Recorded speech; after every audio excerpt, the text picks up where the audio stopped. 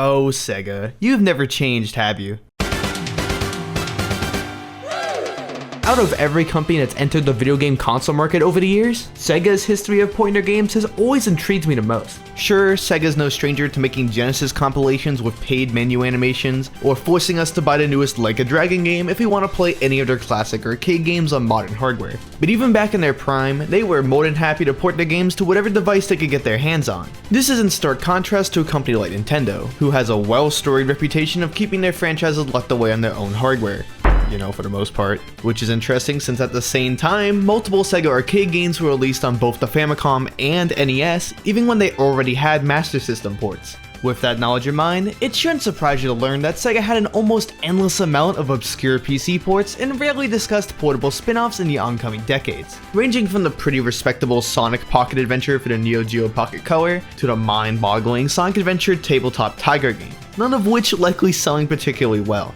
I don't fully understand why Sega seems so eager to invest in that many different platforms. I can only guess that they did it either to increase their brand awareness or because Sega seems to be obsessed with emerging new gaming platforms. Because I don't know how else Sonic Jam on Gamecom would have existed otherwise. And it makes some sense. I can't say I'm any better, but I don't know how many people are going to go out of their way to buy Panzer Dragoon on the R-Zone. Sadly though, these kinds of odd ports did start to fizzle out as time went on, probably due to Sega shifting their focus to the emerging mobile phone market in the early 2000s, combined with their increasing financial struggles after the Sega Saturn failed to sell in the West. But I would personally like to imagine that by the time they released the iPod version of Sonic 1, it sent someone in the office into some sort of existential crisis. But hey, having your entire company crumble over the course of 4 years isn't so bad, since Sega's third party now, giving them more of an opportunity than ever to expand their reach of their IPs. And it was pretty obvious from the outset that Sega had their eyes on Nintendo consoles first and foremost. That's how we got the Super Monkey Ball series, which I may have some passive interest in. Plus, I imagine that a lot of people around my age likely first played Sonic the Hedgehog through either Sonic Mega Collection or Sonic Heroes, both being titles developed with the GameCube in mind.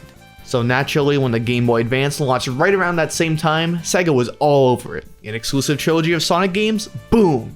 6 way too faithful ports of recently released Sega IPs? A little odd, but why not? Pinball of the Dead? Sure. Sega and Nintendo were so intertwined during this time, I wouldn't have been surprised if they got engaged. Like wow, the GameCube gets exclusive ports of the 2 Sonic Adventure games, and the Monkey Ball team developed F-Zero GX? Get a room. These two were truly inseparable. There was nothing in the world that could rip these two apart. Hey, wait, what is that? Nokia is making a cell phone and video game console hybrid with Bluetooth multiplayer and fancy 3D graphics? Someone is envious of Nintendo's success in the gaming market. It has some potential, but $299 is pretty damn steep for such a niche product. But hey, look, it has ports of Tony Hawk and Call of Duty on it. Activision are always such sellouts. You would have to be a sucker to actually develop games for this overpriced prototype of a device. Isn't that right, Sega? Huh? What? Yeah, despite what I said earlier in this video, there is nothing more tantalizing to the Sega Corporation than the idea of porting one of their games to an obscure mobile platform. Hell, as recently as last year, they ported Sonic Mania Plus to Netflix Games of all places. And if you have no idea what that is, then yeah, point made. So as you can imagine, once they found out about the existence of the N-Gage, Sega did what they're best at: making mistakes. And they went all out with this console, releasing 6 whole games for the thing in a little over a year. That's some dedication for a console that ended up bombing as hard as it did. So despite these releases most likely having absolutely no negative financial repercussions on the company whatsoever, I still wanted to check them out and see if they're good, since this was Sega in the early 2000s, a time when they were hitting it out of the park in terms of releasing quality titles, despite what some of the sales figures might have you believe. There is no reason to assume that these won't be good, well, you know, aside from this. So I'm going into this fairly optimistic. But to be completely transparent here, I've already owned an N-Gage for years due to, you know, reasons, so I'm always looking for excuses to buy more games for it. So over the years, I managed to find physical copies for all but one of these games. Why not all of them? Well, you'll see. To be as fair as possible, since the wide majority of these games appear to be ports of already existing Sega games, I'll be judging them both as a game on their own, and also how well they translated the original game over to the N-Gage's bizarre architecture. Plus, we're going to be tackling these in the order in which they were released, to test how dedicated Sega truly was to Nokia's gaming phone over the course of its life. But with all of that being said, get ready to take out the battery to replace the cartridge and hold up to your face sideways, because I think it's time to answer the call. Just ignore the fact that this is actually a later release QD model where they added a cartridge slot on the side for the games. You don't actually have to take out the battery anymore.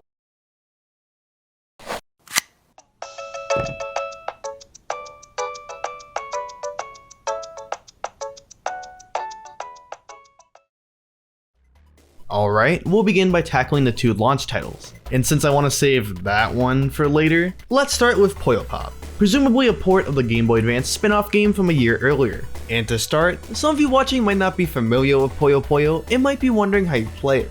Well, remember Dr. Robotnik's Mean Bean Machine? Yeah, that's Puyo. If you have even a passing interest in puzzle games, then you most likely know what it is. With that being said, let me start by saying that as a launch title, I'm a little let down, honestly. Porting a puzzle game to a phone, gaming focused or not, is pretty clearly Sega playing it as safe as possible. The first thing that comes to mind when I think of cell phone game is some random Bejeweled ripoff.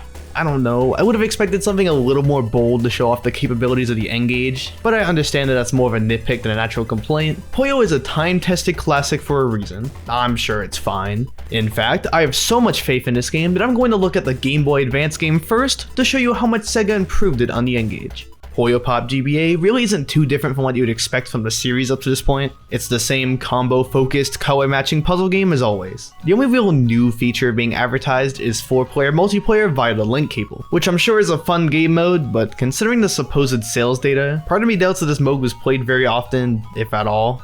I don't really play that many multiplayer games anyway. What really matters to me is the story mode. Speaking of which, in this mode you play through 5 worlds which progressively increase in difficulty. As you go along, the game introduces more Puyo colors you need to balance, and different types of garbage blocks in each world that add a unique gimmick you need to adapt your gameplay around. All while fighting through an ever-increasing amount of opponents per world, some of which ramping up the drop speed of the Puyo Puyo to insane speeds. Despite the game's high difficulty at times, it remains remarkably fair due to the game saving your progress after each world, and the game's incredibly generous retry system. All of this running at a silky smooth 60 frames per second. All in all, it's an extremely solid way to get your Puyo fix in the early 2000s. But as good as all that is, the part of the game that stuck with me the most after playing were the cutscenes. I don't know if this was just a localization team having a blast, or if the original writing was really like this, but Earl is by far one of the wittiest characters I've ever played as in a video game. The plot is that Carbuncle, the creature that constantly dances around in the middle of the screen during battles, runs away and Earl has to find both it and her way home. Along the way, she reaches out to the locals for help, but to her dismay, the locals only want to challenge her to Puyo Puyo matches, and Earl quite literally has zero patience for any of them. Hey baby, come here often? Go away. Hey, I just want to get to know you. What's your sign, baby? Octagon. As in stop. Uh-oh, I've got a case of the munchies again. What should I eat? Hey, watch me dance. I'm more graceful than a fish out of water. I know, I'll have some grilled fish. Huh? Fish is so healthy, it's low in fat, and it tastes great. Huh? You again? You're doing that on purpose. Huh? Doing what on purpose? But now that we've gone through all of that, let's see how Sega translated that experience over to the N-Gage. To give the console some points early on, the cases themselves are actually incredibly well designed. The N-Gage failed in a lot of ways, but they got the packaging correct. To start, it's an actual case for one, unlike Game Boy Advance games, but it's also exactly half the size of a standard DVD case, meaning that it's small enough to fit in a bag or something for easy transport, but still easily able to be stored on a shelf without jutting out awkwardly. And if you wanted to just carry a few games around with you, every case comes with one of those little plastic card carriers that you often saw with DS games, so you don't have to go out and buy one. I'm not kidding when I say that the N-Gage has the best packaging out of any portable game console I've seen. Definitely much better than the Game Boy Advance's terrible paper boxes. But on the other hand, regarding the quality of the game itself, is that frame rate low or is it just me? Oh, these menus are, something. Puyo Pop is looking a little different than I remember. Just a reminder, this version of the game was released in October 2003, when the last game was released in Japan in 2001. How did we go from this to something so lo-fi? Well, looking closely at the back of the case gives us a little hint. A URL for SegaMobile.com. For the uninitiated, Sega Mobile was a division of Sega that worked on cell phone games exclusively, meaning that rather than getting Compile, the typical Puyo developers, to work on this, or even Sonic Team who had developed GBA Puyo Pop, they likely handed this project over to the developers of Sonic Darts instead. It also explains why this game has the weird presentation that it does, with it seemingly being based on the first Puyo Puyo game rather than two like the GBA game. Honestly, I'm partially convinced that they just developed a version of Puyo to work with the generic Nokia OS and slapped it on a cartridge to get a launch title out in time, since Puzzle Bobble Versus and Rayman Free pulled very similar stunts around the same time. I can't think of any other reason why it runs so sluggish. What is that, 20 frames per second max? It is admittedly a little funny seeing the console that can run the original Tony Hawk Pro Skater buckling under the pressure of goddamn Puyo Puyo. Great launch title, guys. Which reminds me, wasn't this supposed to be a port of the GBA game Puyo Pop? It has the same title after all. Well, it turns out that my initial suspicion may in fact be wrong. Puyo Pop wasn't some spin-off title like I thought. In fact, Puyo Puyo's localized name in the US for a brief time was actually Puyo Pop, meaning that this game is actually intended to be its own standalone entry. The reason I didn't notice was because the name was so short-lived that the only games that carried this title were a Neo Geo Pocket Color port of the second game, which sold badly, the GBA game, which sold badly, Puyo Pop Fever, which sold badly, and this very N-Gage game, which, well, take a guess. So that clears up that mystery of why the game is so radically different. Although strangely, the title screen of the N-Gage version features a separate variation of the logo that has the exact same color scheme of the GBA version. So you know what? Who knows? Who cares? I'm not gonna try to analyze that. I'd be here all day. Let's just get back to discussing the N-Gage game itself, namely the story mode. Remember how in GBA Puyo Pop there were multiple worlds that gradually increased in difficulty, totaling the 25 entire matches throughout. However, in N-Gage, it's been cut down to a straight shot of 12 opponents. That's it. That puts it on par with the original Puyo Puyo, you know, the one from 1991, 12 years before this. As for the plot, I've already discussed GBA Puyo Pop's extremely witty and enjoyable humor throughout. If the dialogue in the N-Gage version is half as good as that game, then this might make the game somewhat salvageable. Who are you? You don't belong here. Please help me. I'm lost and trying to get home. You're in Puyo land, little girl. The only way out is to play Puyo Pop. Oh, let's play. Oh, that's it? They still get across roughly the same story beats as GBA Puyo Pop, but with all of the personalities sucked out. It doesn't help that all of the dialogue scrolls incredibly slowly, letting every single individual line sink in. Another thing that doesn't help is that the dialogue is extremely bland, even when compared to the first Puyo Puyo game, which is pretty impressive considering how everything else about this game seems to be a direct copy of it. But more importantly, what is going on with these character portraits? Any Puyo fan watching has probably been screaming at their YouTube viewing device of choice ever since they first appeared on screen. For literally no reason whatsoever, every single portrait has the wrong colors. Oro has turquoise hair, the fish guy is green instead of red, and the zombie looks like a melting slice of pizza. Although I suppose he sort of looked like that in the first place. But still, how does a mistake like that even happen? This was published by Sega themselves, and a developer, Lava Storm Engineering, primarily developed mobile phone ports for games like this. There is no excuse for something this blatantly wrong being left in what was at the time a $30 retail release. Speaking of which, shout out to this quote from the developer's website. Lava Storm is developing several titles for Nokia's exciting new game platform. Lava Storm intends to be a leading developer of N-Gage titles in the years to come, and is building a world-class studio around this effort. Well, this is the only N-Gage game they made, and their website went defunct by 2004, so great job guys, gold star. And if you thought that the problems ended there, then let me introduce you to the game's performance. The gameplay is sluggish in a way that Puyo should never be. For example, just look at how long it takes for the Puyos to pop when compared to the earlier versions of the game. Here is the animation for Mean Bean Machine, and here is the animation for Puyo Pop and N-Gage. Nearly twice as long. It may not seem that bad, but remember that's nearly a second slower for every single individual pop. And that's how slow it is on emulator. The game's performance is even worse on real hardware somehow, to the point where the music and sound effects constantly clip and lag throughout.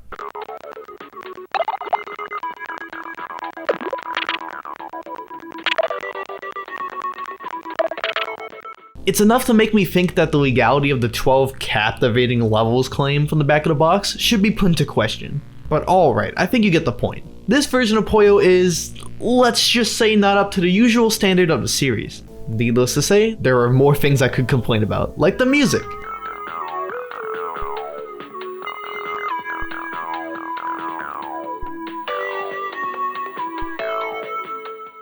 Wow, that's not memorable at all. But in order for this segment to eventually end, let's go over the few things that this game does better than GBA Puyo Pop. For one, rather than needing to use link cables to play multiplayer, it uses Bluetooth instead. It goes without saying that this is obviously a massive improvement. It's significantly more convenient and removes both the expense and tedium from needing to buy then carry around multiple link cables. This does come at the cost of the 4-player mode, although considering the aspect ratio of the N-Gage's screen and how screen crunched the 4-player mode already looked on GBA, it's probably not that much of a loss. Moving on, there is also Exercise Mode, which is a place to endlessly practice Puyo to your heart's content, with the player being able to select what starting speed you want the Puyos to drop at. It's a useful feature for Puyo pros, no doubt, but I personally prefer to learn through experience rather than using a mode like this. But by far, the most interesting inclusion here is Puzzle Mode, which tasks you with clearing a multitude of different Puyo arrangements, all with their own specific challenge that the game wants you to complete. Puzzles like eliminating all of the red Puyos on screen, getting a combo chain of 3, and surviving for 10 drops with a high amount of garbage blocks. These are both genuinely challenging, and also teach the player in-game strategies to help them succeed in story mode. Wow, what a great inclusion that adds an undeniable amount of value to what is otherwise an almost worthless product. Although, isn't it strange that this mode is only in the N-Gage version? Considering how rushed and low effort the rest of the game is, it would be a huge shame if this mode came from a game earlier in the franchise. On an unrelated note, I've been really meaning to get back into Sonic Origins Plus, so let's do that real quick. Oh hey, look, it contains the Game Gear version of Mean Bean Machine? This should be interesting to check out. This list of features sure looks familiar. Also, coincidentally, every single puzzle here is the exact same as the N-Gage game, down to the placement and colors of the Puyo you need to eliminate? Huh.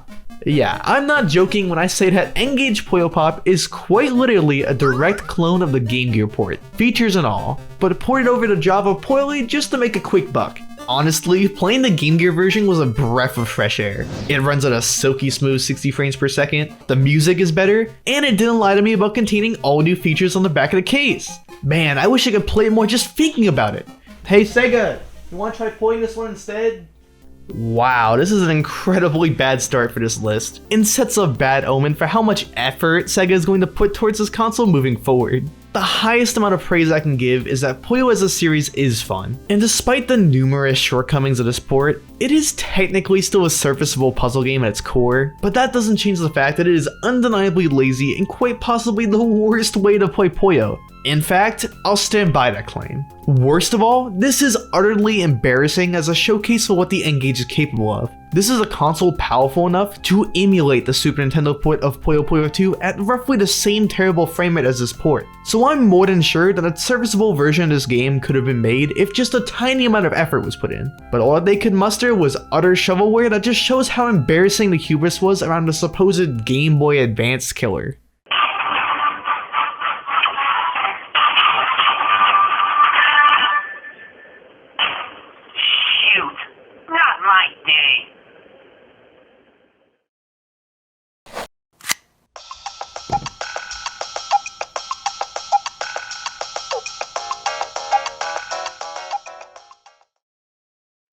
Alright, it's been long enough. Time to tackle the ever launch title, being the first 3D game in this video, Super Monkey Ball. Before we get into that though, fun fact, this was my first ever N-Gage game I owned back in 2018 when I first acquired the console. My interest in the system began a few years prior, back when I was a slightly less nerdy middle schooler. I had purchased the Guinness Book of World Records 2015 Gamers Edition from the book fair that year, and was immediately enamored with its questionably sourced content. Out of everything I read, the section focused around the progression of video game console hardware immediately intrigued me the most. This is where I first learned about several consoles I hadn't seen discussed by any of the gaming YouTubers I was watching at the time. Stuff like the Microvision, Nvidia Shield, Atari Lynx, and this interesting little section in the corner of the next page focusing around failed handhelds, called Hand Hell.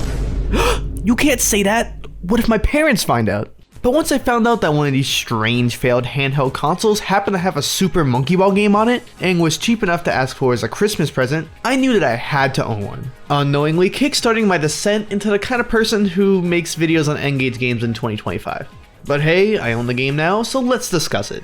Let's start with the cover art, which is honestly great. The background has a yellow checkerboard reminiscent of the free Sonic Advance games, but in front of it is a unique render of the 4 monkeys sitting on a giant banana from the Playpoint screen from Monkey Ball 1. It's incredibly clean looking, but also fits the aspect ratio of the N-Gage game box perfectly. The back of the box even has this nice looking blue sky overlooking the yellow checkerboard. In my opinion, it's the best box art in the whole series, which is likely why it's still featured on the Wikipedia page for the franchise. Honestly, based on the visuals of the box art alone, this port of Super Monkey Ball 1 should be great. Wait, a port of Super Monkey Ball 1? In that case, why is this just titled Super Monkey Ball? For context, the year prior the game was ported to the Game Boy Advance as Super Monkey Ball Jr., and several N-Gage related wiki sites seem to mistakenly label this game as a port of Junior. Is this not just a port of that? No, my dear viewers, instead it's a completely original port of Monkey Ball 1 developed with the N-Gage in mind, which on paper is actually a good thing. As much as I like Junior, it definitely felt very restricted by the GBA's hardware, with most stages being heavily compromised in order to work in the engine. So developing a version to take advantage of the N-Gage's more robust 3D features should lead to a much more faithful conversion. I mean, Tomb Raider of all games was ported just fine to the N-Gage, and on the other hand, it took 19 years for the internet to make something similar on the GBA. So I'm hopeful that Sega can redeem themselves from whatever that Puyo game was and make something worthy of the N-Gage's potential. With it being a port of Super Monkey Ball 1, that means it follows the same challenge mode structure, where levels are split between 3 difficulties: beginner, advanced, and expert. Although, something is already wrong here. Each of the difficulties have significantly less levels in the console game. Beginner has 10 floors, which is normal, but advanced only has 15 floors, half the normal amount, and expert only has 20 floors, which is 30 less than the original game, meaning that even if you include the extra 5 stages from the unlockable master mode, a mechanic carried over from Junior, the 90 main floors of Monkey Ball 1's challenge mode have been cut down to 45. That's half of the content in the game completely gone. I get that this is a handheld game and all, so maybe they wanted to make the challenge mode shorter to cater towards the more pick up and play experience. My favorite thing to do while I'm stopped at a red light is play Super Monkey Ball Jr. I'm late for class! But even Super Monkey Ball Jr. had 15 more floors in this. And that isn't even accounting for the extra stages, which you unlock by clearing any of the difficulties without dying, or using a continue in Expert's case, a system which N-Gage completely lacks. Game design implications aside, if we limit our comparison to just Junior's stage count, it would mean that N-Gage still has close to half the content of an already cut down version of the game. Yikes. Speaking of which, what did they do to these poor monkeys? I think that it's trying to go for the same pre-rendered sprite-based approach as Junior, but with much worse results. Don't get me wrong, the sprites from Junior weren't much to look at either, but they were still bright and colorful, and at least had charm above all else. II has never looked this friend-shaped. However, the N-Gage interpretation of these monkeys are straight up amateur looking. All of the renders seem to be based on monstrously low poly versions of the characters, which they then took screenshots of to animate. Poorly. But why would that even be necessary? Almost every other graphical element is fully 3D, from the bananas to the bumpers. Why stop short at the characters themselves? I guess we could assume that they were intended to be rendered in-engine, but it lagged the game too much so they opted for this method instead. Which, as it turns out, is supported by footage we somehow have of an old build of this game, where we can see that they did in fact have a 3D model of II, and it definitely runs like ass. So there, question solved. Even then, I still find this to be a little strange. Monkey Ball stages aren't known for being particularly intensive most of the time, and the backgrounds are already just 2D images. If the console can run a highly detailed first-person shooter game like Ashen at a mostly acceptable frame rate, then Monkey Ball should be an absolute cakewalk. Maybe they wanted to ensure that this game could run at a consistently high frame rate, so they were essentially forced to pre-render the monkeys to achieve this. Okay, fine. That still doesn't explain why I decided to pick models with literal rectangles for hands. Hell, they aren't even scaled correctly half the time. Watch as II magically goes from skinny to chubby the second you turn 45 degrees, then back just as quickly. Quite the weight loss regimen. How does he do it? Mimi, on the other hand, looks weirdly squashed, like she got hit by a giant mallet when we weren't looking. It's distracting to the point where I begin to worry that I'm playing the game in the wrong aspect ratio. Here, let's fix it. Gongon is probably the most normal looking one out of all of them, although he still has this goofy looking walk. And Baby is completely caked in JPEG artifacts, or at least that's how it comes across to me. If you look closely, you can see how the outline clearly extends past the implied outline of his hair. Wait, II clearly has visible white pixels on his outline as well. Oh my god, what lazy pieces of... 1 second, please. This is a Sega published title. How did something that egregious go unnoticed? With all my hope I have in this game waning at a rapid pace, there is one last hope that may salvage this. The quality of the floors themselves. After all, with all that extra power, the stages must be remarkably faithful to the console game. Sorry, I need a moment to compose myself. Alright, time to engage with this. For those who aren't aware, this is what the original stage looks like. It's just like the real thing. Yes, despite what you would assume, and I would assume, the stages are beyond downgraded in N-Gage. The main difference is that the stages are significantly more blocky than they were before. Any platform that was circular, or even slightly rounded, has been reduced to giant squares, like 4-2 of Beginner. The only goal is to roll around the gap in the center of the stage. So it was purposefully designed to look like a diamond so that even the youngest player could instantly recognize the path splitting and then merging again at the end, while also subtly introducing the concept of diagonal movement being faster than moving straight. Ingenious game design. It's so obvious that the deluxe version of the stage is literally just named Diamond. What did N-Gage do with this floor? Well, let's see what Junior did with the level first. Alright, not perfect, but a pretty solid attempt nonetheless. Alright, time for N-Gage. Yeah, just make it a rectangle, who cares? But, look, the goal is a party ball. It even drops confetti when completing the level. Junior didn't have that. With even the most simplistic levels being barely recognizable, the more complex ones are naturally going to be even more baffling to witness. Now, since this is a segment in a longer video rather than a full review, I will cut these down to only the highlights. Let's start with something fairly tame and talk about Hitter. Despite its origins as a beginner extra stage, in N-Gage it's the first floor of Master Mode. You know, the mode full of the most challenging and sometimes borderline unfair floors, which you only unlock after you beat all of Expert and its extra levels without using a continue. Now a beginner level has somehow passed the apparently low bar required to join the club. So with that in mind, would any of you care to tell me if there's anything you noticed between these images? As you can see, the original Hitter is a pretty straightforward level concept. The goal is embedded in a wall, which spins for a set amount of time before slowing down to give the player an opportunity to slip in before the wall can send them flying off the edge. The N-Gage version must have been set in 1989 since that wall has been completely removed for some reason, meaning that the level becomes borderline impossible to fail unless you're doing it on purpose. What a level truly worthy of being a master, huh? As goofy as that is already, my personal favorite little factoid about this version of the level is that when Super Monkey Ball Banana Mania released in 2021, the wall from Hitter was inexplicably missing once again, meaning that the game technically has one N-Gage exclusive stage in it. So despite how to change ruins the entire point of the floor existing, that detail never fails to make me smile, so I don't think I can find it within myself to hate this level. The next floor, or floors, I want to discuss are Antlion and Floor Slant, because both levels are fundamentally broken for the same reason. Antlion, the proper stage, is supposed to be a quick and simple ride as you roll along the curve of the bowl to gain speed to make it up to the goal platform. Along the way, having the opportunity to collect a banana bunch if you're willing to risk going lower down the slope. On the other hand, Floor Slant is a level where you need to first roll along a thin wire, then carefully roll down a long ramp, while dodging the massive gaps in the checkerboard as you descend.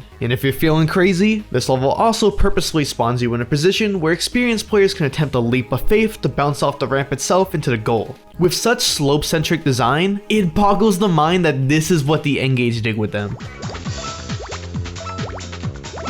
You saw that right. Floor Slant literally isn't even slanted. Let me repeat that. Floor Slant isn't slanted. I am standing still on the slant and nothing is happening. That is quite literally the entire point of the level, and they somehow got it wrong. Then we have Antlion. Man, there's that barricade in my way. Looks like I'll need to use the slope to get around it. You cannot make this up. Yup, you can just roll on the top of the lip, which is now fully flat. Great job, guys, you did it. You aren't even incentivized to enter the bowl for the sake of collecting bananas, since the game places a banana bunch on the flat upper lip. How convenient! Thank you, developers. It's levels like this that genuinely make me question if anyone tested this game, because there is no way that this could have been overlooked in any normal development timeline. But now it's time to look at the most baffling ones of all. But before we do that, let's discuss an element of Super Monkey Ball that casual players likely never put too much thought into. Bananas.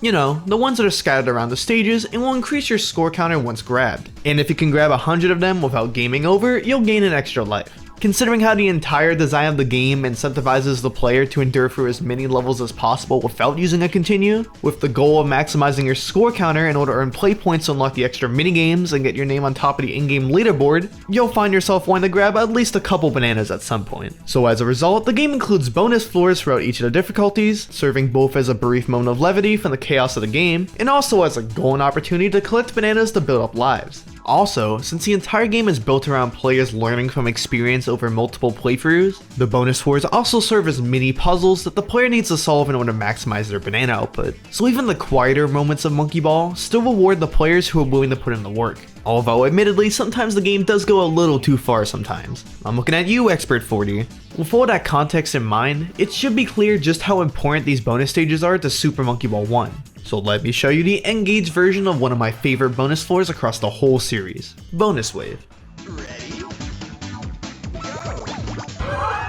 Where's the wave? They took one of the best looking graphical effects of the 6th generation of consoles and turned it into this pathetic small hump? Yeah, okay, whatever. Even if you look past that, which I refuse to, all you get is a measly 16 bananas, a far cry from the 50 you need to gain an extra life. The problem persists even on the first bonus floor, which went from having 20 free in Junior, roughly half of the requirement, to only 14 in N-Gage. Although, considering how extra stages are completely removed in N-Gage as is, there really isn't a punishment for gaming over aside from not having your high score on the leaderboard. Not that it's much of a loss, since we're playing this on a cell phone and not a handheld or console that would presumably be shared with friends or family. So realistically, the number of people who cared about their placement in the N-Gage in-game leaderboards would have likely been in the single digits. On that same note, I still haven't shown you the worst bonus floor in the game, Bonus Grid. Dearie me, what is this poor excuse of a level? 6 whole bananas and that's it? Why even bother trying to collect them at that point? The banana bunch from Antlion gives you more than that. But I will say, as sad as this looks, having the bumpers spin around the bananas is actually a decent way to adapt the challenge of weaving around the bumpers from the console game, even if they don't spin fast enough to provide any challenge at all. That being said, doesn't something else about this floor feel off? Yeah, look, the background isn't the usual bonus background. It's the ocean background? What? At the same time, this random level in advance has the bonus background for no reason? What is happening here? You aren't going to believe this. Well, in the regular Super Monkey Ball, bonus stages typically appear in increments of 10, aside from bonus basic, which is always floor 5 regardless of difficulty. So in Junior, for example, you have a bonus floor on the 10th and 20th floor of Expert. Well, when they developed N-Gage, they programmed the backgrounds to cycle based on those rules, except the bonus floors actually appear on Advanced 8, Expert 7, and Expert 15. As a result, only one of the bonus floors in the entire game actually has the correct background. And now random levels just have the bonus background, for no reason at all. I know it's cliche to say, did they test this game? But like, did they? The intro credits have a message stating that Amusement Vision, the original developers of the franchise, supervised this version of the game. Well, based on what I'm seeing here, that probably just translated to one employee glancing at this to make sure it vaguely looked like Monkey Ball before they shipped it.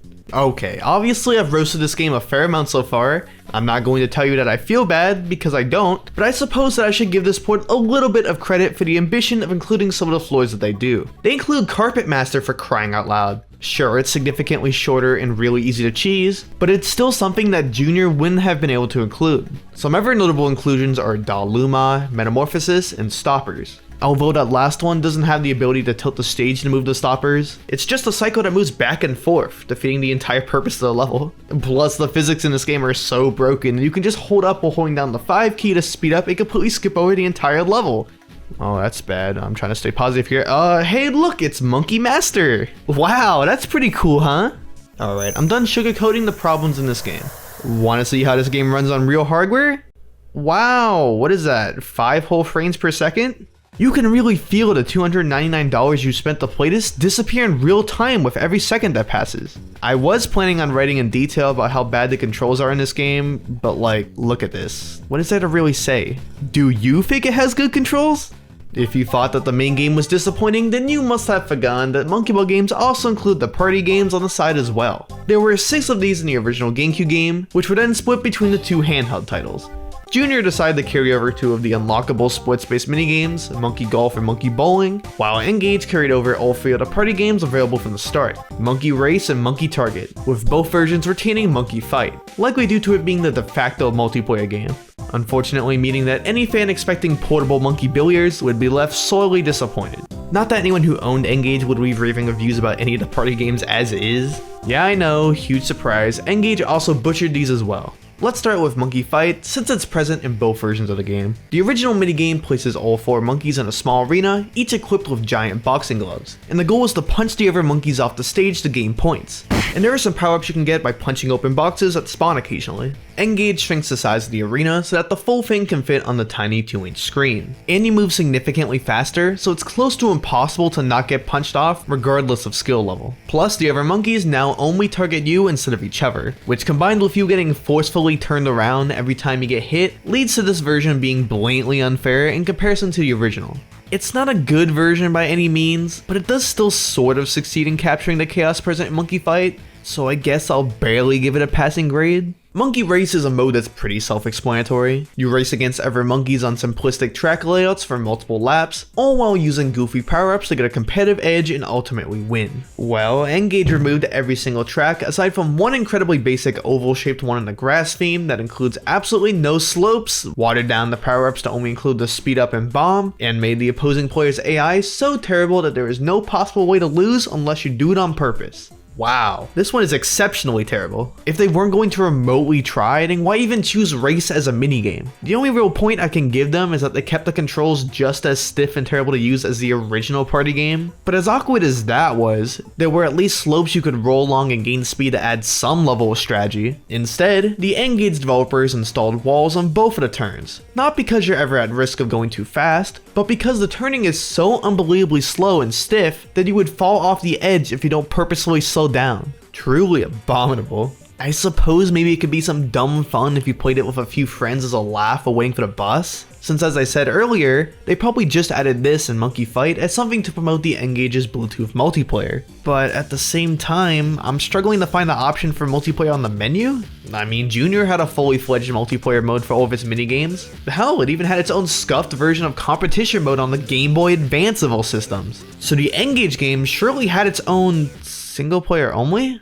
What the hell? The Puyo game had Bluetooth multiplayer? Why can't Super Monkey Ball, which at the time was mostly known for its party game elements especially? That seems pretty counterintuitive considering that this is a launch game for the system, and it doesn't contain one of its most important selling points? Like, why even bother to add two minigames that suck if played in single player then? Why not just port golf and bowling from Junior?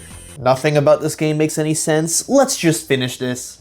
Monkey Target is definitely an ambitious one to port, considering how it's defined by you flying over wide stretches of water in order to land on targets to gain points. Something that I doubt the N-Gage could realistically handle, let alone these developers. But somehow, this is the best out of the three by far. Now granted, it is an incredibly simple conversion of this mode. All of the targets are just simple squares, and instead of water, the targets are just floating above the basic jungle background. But you know what? The frame rate is pretty stable, the controls function well enough, and none of the gameplay mechanics or UI from the original mode were stripped out. So why consider this a win?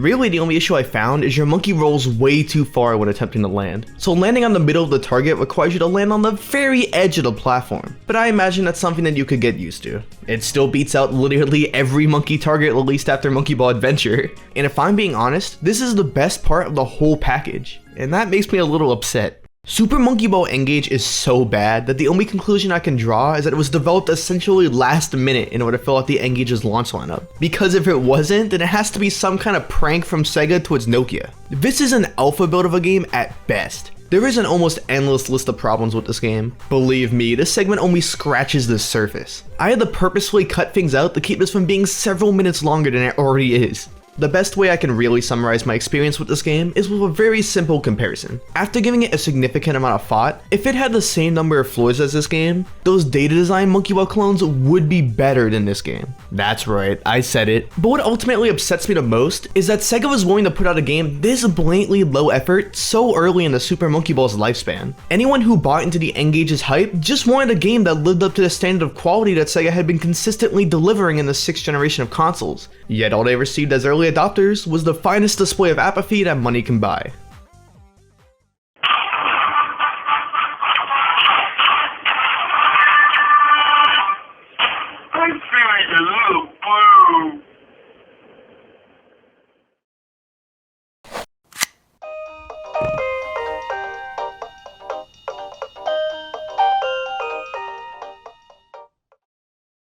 Now that we're past the launch titles, we can finally reach the games that Sega spent extra time on to ensure that they were ready for release, with the next game being SonicN, which came out literally the next day. When I first saw this, I was convinced that it was some sort of typo, since my source was Wikipedia's list of N-Gage games, but this date seems to be consistent with pretty much every site I checked, so it must be the case. Seems a bit strange that Sega wouldn't want their main mascot to be front and center for a console launch, especially considering what was in its stead, but if we look at Sega's future history of providing launch titles, I suppose this is just par for the course. I mean, Sonic being on the N-Gage is something that Nokia clearly took a lot of pride in. The game is prominently displayed twice in the most commonly known advert for the system. It was one of the first downloadable desktop backgrounds available on the N-Gage website pre-release, and Sonic was shown multiple times during the main 2003 E3 press event for the system. Although for some reason they seem to use an image of Sonic Adventure on the game slide, even though the rest of the images are pretty clear with what games are being ported, so I'm not quite sure what's up with that. Really, the most confusing part by far though, is the title of the game that was eventually released that fateful single day after launch, SonicN. What a strange title for a video game. It sounds like a code name for an N-Gage Sonic game rather than a real video game that you can buy at a retail store. Most of you have probably already picked up on it by now, but this is quite literally just a direct port of Sonic Advance from the Game Boy Advance, which I suppose explains the name change. They were trying to strike the same hardware-specific naming scheme as the original, so they just slapped an N on the end like an N64 game would do. I can see why they would think to do that, but I really don't think it was necessary at all. The name Sonic Advance was in part due to it being on the Game Boy Advance, sure, but it also doubled as a way of conveying that this was an advanced version of Sonic, since this was Sonic's modern 2D reboot in the 2000s. Similar to how there was new Super Mario Bros. On the DS to represent a return to 2D Mario. In my opinion, sure, it might have been a little strange, but they probably could have just kept the name or renamed it the Sonic Advanced if they really wanted to. To be honest, I think the real reason why they changed the name is to attempt to reclaim Sonic Advance from Nintendo, since the N-Gage was primarily competing with the Game Boy Advance. Like, no, this is an N-Gage series now, take that Nintendo, which even at the time would have been pretty laughable, considering that Sonic Advance 2 was already out for half a year by the time that this was released. And I don't mean to spoil the video for some of you, but there was not a Sonic N2 or 3. So I think it's safe to say that Nokia lost this war. Regardless, this is a direct port of a GBA game. Sure, it may not be the most hardware-defining game of all time, but having a game like Sonic Advance running on a mobile phone still has some merit to it. So there's a chance that I may end up siding with Nokia on this one. Well, off the bat, there's already some problems. Two of the game's side modes were removed for seemingly no reason. First, there is the multiplayer versus mode. In the original game, you had two main multiplayer modes depending on whether or not you were playing with only a single pack or one copy of Sonic Advance across multiple systems, or multi-pack, where everyone owned their own copy of the game. If you choose single pack, it limits you to one minigame where you need to compete to collect the most rings in a small playing zone within a time limit. But in multi-pack, you can also race each other through every main level in the game. These are pretty fun modes, but obviously the prospect of needing to both own several link cables and coordinate a group of friends to bring their Game Boys and copies of the game makes it pretty hard to organize play sessions for these. So N-Gage not including this is both an immediate downgrade from the original version of the game, but also a potentially huge missed opportunity to market the console. Imagine, if you will, a world where the N-Gage was actually a success. It was primarily a phone, so you would have been carrying it with you everywhere regardless. So all you would have needed to do in order to play multiplayer games would be to remember to carry Sonic N in one of the packed in game card holders, and as long as someone else near you also owned the N-Gage or even a copy of the game, then starting a multiplayer match would have been extremely easy. 1 point. It would have been DS download play a year before Nintendo perfected the system. That could have been huge for the initial appeal of the system. But nope, Sega would rather have two of their free launch titles lack support for the N-Gage's best selling point. At the same time, it does make me wonder if DS download play was partially inspired from the N-Gage's focus on Bluetooth multiplayer as a selling point. It's unlikely, but I certainly wouldn't be surprised. Moving on, the Chao Garn removal at least makes a little more sense to me. The mode was just a portable version of the Chao Garn featured in the two Sonic Adventure games, just heavily stripped down and also converted into a point-and-click game. Although it was a self-contained Chao Garn complete with a shop and minigames, it was clearly designed with the intention that players would transfer the Chao between Sonic Advance and the GameCube ports of the adventure games, which both feature a giant GBA transfer station that clearly advertised this feature. So it can be guessed that Sega decided to strip this mode due to the reality that an N-Gage version of this feature would have been extremely limited in comparison. Even with that in mind, I feel like completely cutting out the child raising aspect of the game was pretty much the worst option they could have picked. Even in its limited form, this mode could have still worked. Having a digital pet on you that you can access at all times of day was a pretty in concept in the 2000s. I get that they couldn't have added some scuffed N-Gage kiosk in Sonic Adventure DX, but even something as simple as allowing players to transfer channels between each other with Bluetooth would have been awesome. Not to mention that the N-Gage had an entire online ecosystem with the N-Gage Arena that could have easily been a hub for downloading new channel variants or sharing channels with players around the world. I apologize if it seems like I've been harping on the lack of online support for what seems like far too much time in this video. You could argue that those kinds of expectations are unrealistic. From what we've seen, it's pretty clear that Sega has little interest in the N-Gage as a platform, especially when it comes to anything regarding its internet capabilities. But I would personally like to imagine that Sega would have some interest in the N-Gage's online capabilities, considering that Nokia got the development tools for it from Sega directly. Yup, in August of 2003, Nokia purchased the rights to the Sega Network Application Package, or SNAP, which were a set of development tools designed by Sega to help developers of the PS2 and GameCube easily integrate online into their games, which Nokia then used to supposedly further improve the online capabilities of the N-Gage. Although to be fair, the purchase was reportedly made in August of 2003, less than 2 months before the console launched, so anyone wanting to add online to any of the launch titles would have had a lot of trouble implementing it on time. Something that Sega should have been more than capable of doing, considering that they were developing software to help developers with this exact thing! But instead they decided to do nothing and let Tomb Raider 1 have better multiplayer capabilities.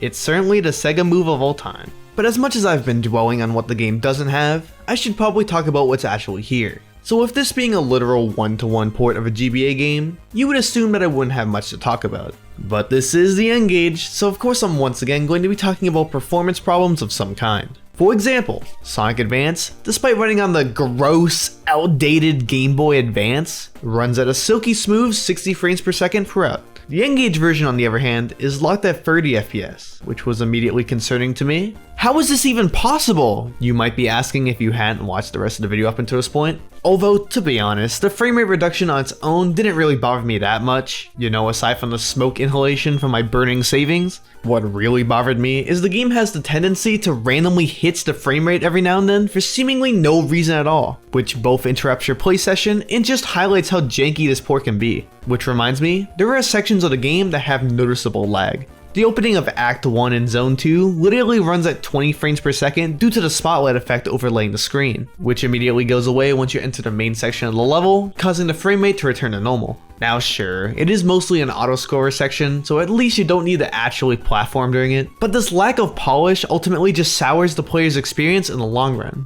Maybe it's just a limitation of the Symbian operating system that prevents these games from running as smoothly as a dedicated console. Interestingly, while researching, I found a claim from thenextlevel.com's pre-release coverage of the console that states that Sonic N was actually the N-Gage running Sonic Advance through emulation, which is a fascinating claim that I obviously want to look into. Unfortunately, the only source they give is that they read it on IGN, and despite reading every single Sonic N or N-Gage related IGN article I could not find this supposed claim anywhere. It's possible that the article itself was rewritten to remove this later, or was deleted, or they were quoting the wrong source. But even if that were true, the claim also says that this game is a mix of Sonic Advance 1 and 2, which is completely false. But falsified or not, it's still the closest thing I could find to explain why this game's performance is so poor. Why else can Game Boy games from 1989 run at 60 frames per second, yet the N-Gage seems to constantly struggle to hit 30 most of the time? Speaking of things that the N-Gage struggles with, I've mostly ignored it so far throughout this video, but something I need to address with this game in particular is the music. It sounds incredibly compressed, which is strange, since as you could imagine, the original music sounded as crystal clear as it could coming out of the GBA's crusty sound chip. To be fair, the N-Gage does have very different hardware, so it's possible that the sequence music tracks couldn't be ported over properly, so they were forced to pre-render the audio. That would be fine, but the music is so compressed that oftentimes the songs are completely butchered as a result.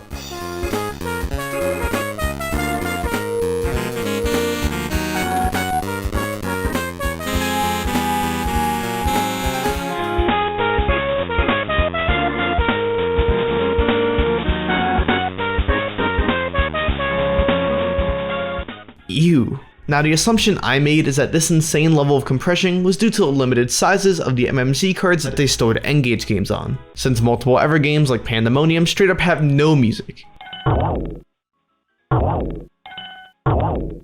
But obviously you can't have a Sonic game without music, so this was just a compromise they had to make. And I believe that this was the case until I looked at the actual file sizes of both versions of the game. SonicN was a whole megabyte larger than Sonic Advance, which is likely due to the Red Book audio. However, other games at the time like Monkey Ball and Tony Hawk both take up several more megabytes. So was it a file size issue or not? My best guess as to what happened is that either 1, 10 megabyte MMC cards cost less to manufacture and Sega was cheaping out, or 2, whatever sound chip the N-Gage has simply isn't good enough to output it properly. Actually, wait. We can test this.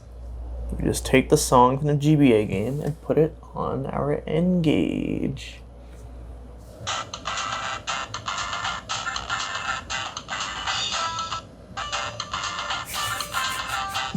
It's definitely N-Gage's fault.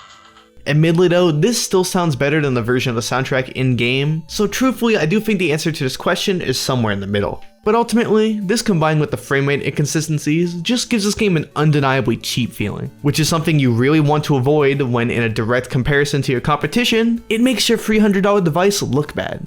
Actually, while we're on this topic, can you believe we've gone this long without discussing the most controversial aspect of this port? There's probably a sizable ratio of people who have been waiting for me to tackle this. Bad joke, I know.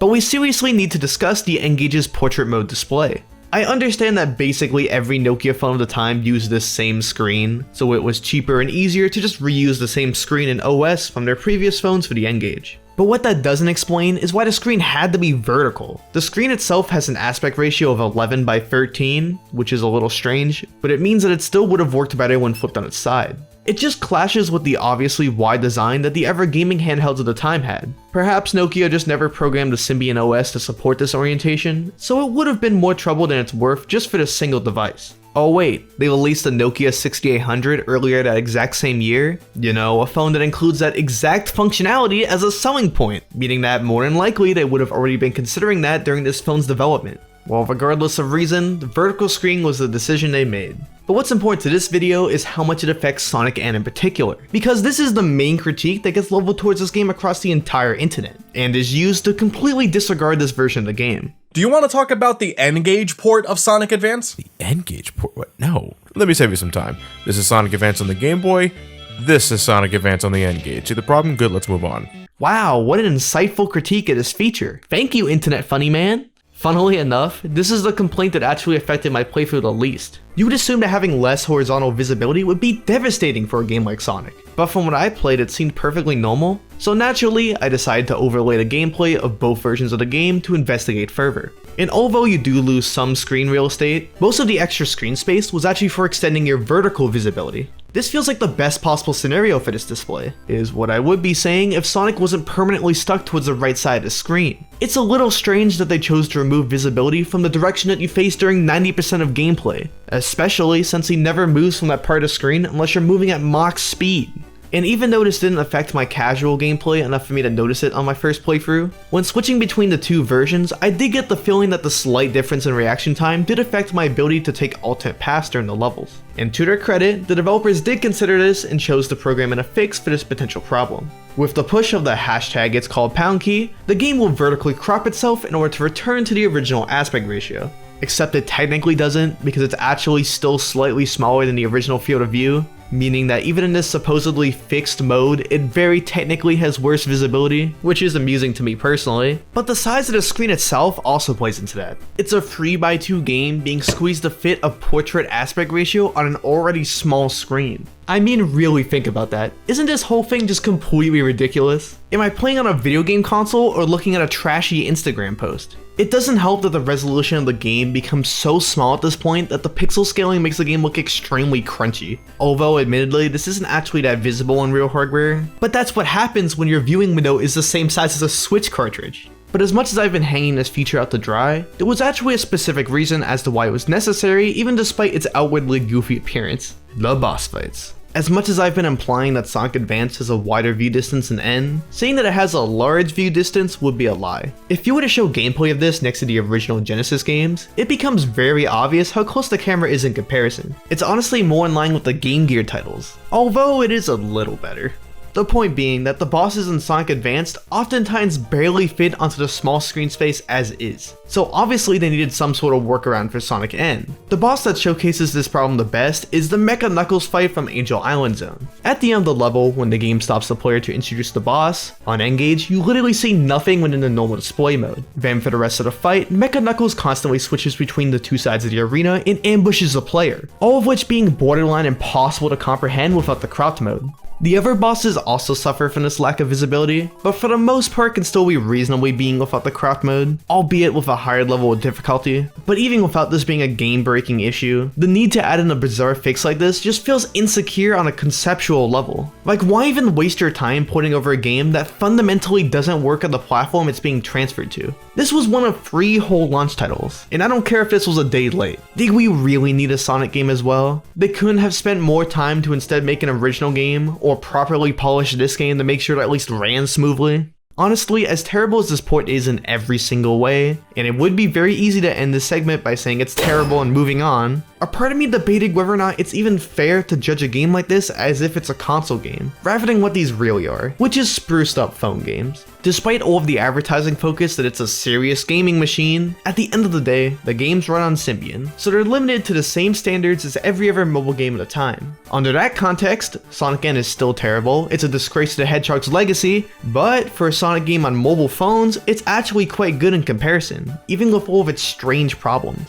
All that fans really got before and after this point were games like Sonic the Hedgehog iPhone, not Sonic on the iPhone, Sonic the Hedgehog developed by the company iPhone, the port of Sonic 1 that both has clearly incorrect physics, but also the strange 4x3 cropping as well. Wow, this sure is gross, isn't it? If at least 2 years after Sonic N. Hell, they even made a J2ME port of Sonic Advance in 2011 for some reason. And even that is limited to only the first 4 worlds of the game. So even if this isn't a great way to play the game on its own, I did want to give it some respect for at least succeeding as a proper modern Sonic experience for cellular devices at the time. That's all well and good, however the problem is that the N-Gage wasn't marketed as a phone that could play games. It was marketed as a video game console first and foremost. Mobile phone games at this time cost a handful of dollars at most, which is why the cheap production value was somewhat excusable most of the time. However, N-Gage games cost the same amount as their competition. So for these direct ports like Sonic Advance, you're paying the same amount of money for an inherently worse experience. Real classy, Nokia. All in all, Sonic N is a terrible port, but if you were in the extremely small demographic of phone owners that wanted to play Sonic portably but owned nothing else, it was fine, I guess.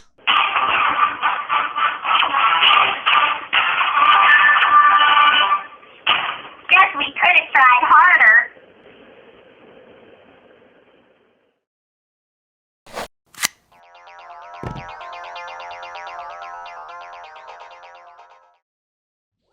Alright, those previous games weren't the best first impression for the console, but hey, it's been 2 months since then. Now we can begin to play the hard-hitting titles that every Sega fan had been clamoring for.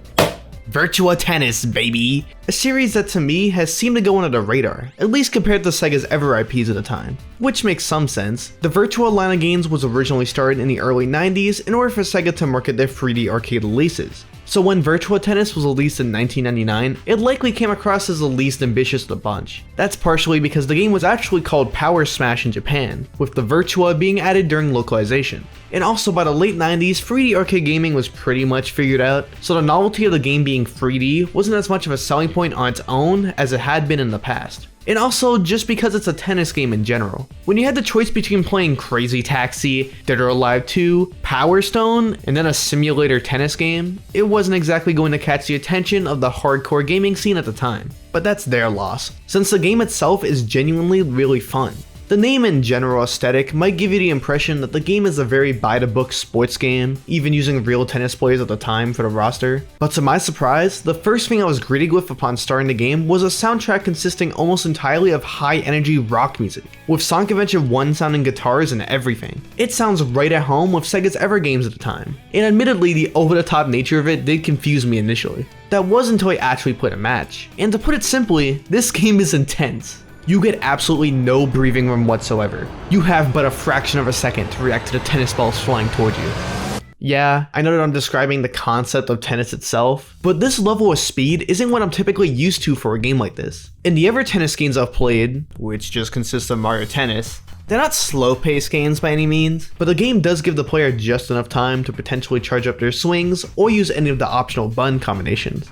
But in Virtua Tennis, the pace is breakneck in comparison, with the more hardcore style of gameplay emphasizing the importance of positioning. It tended to feel less like I used strategy to win as much as I was just winning a war of attrition, just waiting for them to slip up and give me an opening to make the perfect shot. In other words, it's a pretty enjoyable sports game, and you would think that the realistic approach would mean that the classic 90s charm would be minimized, but the Dreamcast port of this game proves these fears to be unfounded. Much like Sega's ever arcade ports of the time, they added a new single player mode to add in some much needed structure to appeal to the console market. For Virtua Tennis, they added in the World Circuit mode, a career mode we need to pick one of the 8 available characters and train them to overcome harder and harder challenges. All to earn money, which you use to upgrade your equipment and unlock new characters and courts for use elsewhere in the game. That's fun and all, but the real highlight of this mode are the mini-games. All of which being mini challenges that force the player to master a specific gameplay mechanic, while at the same time still serving as a fun distraction to the main tennis gameplay. These range from needing to flip every panel on a wall with both shot types, to knocking back giant orbs, to my personal favorite, destroying tennis ball machines by deflecting their own fire back at them. But make sure not to hit the red tennis balls, otherwise you lose.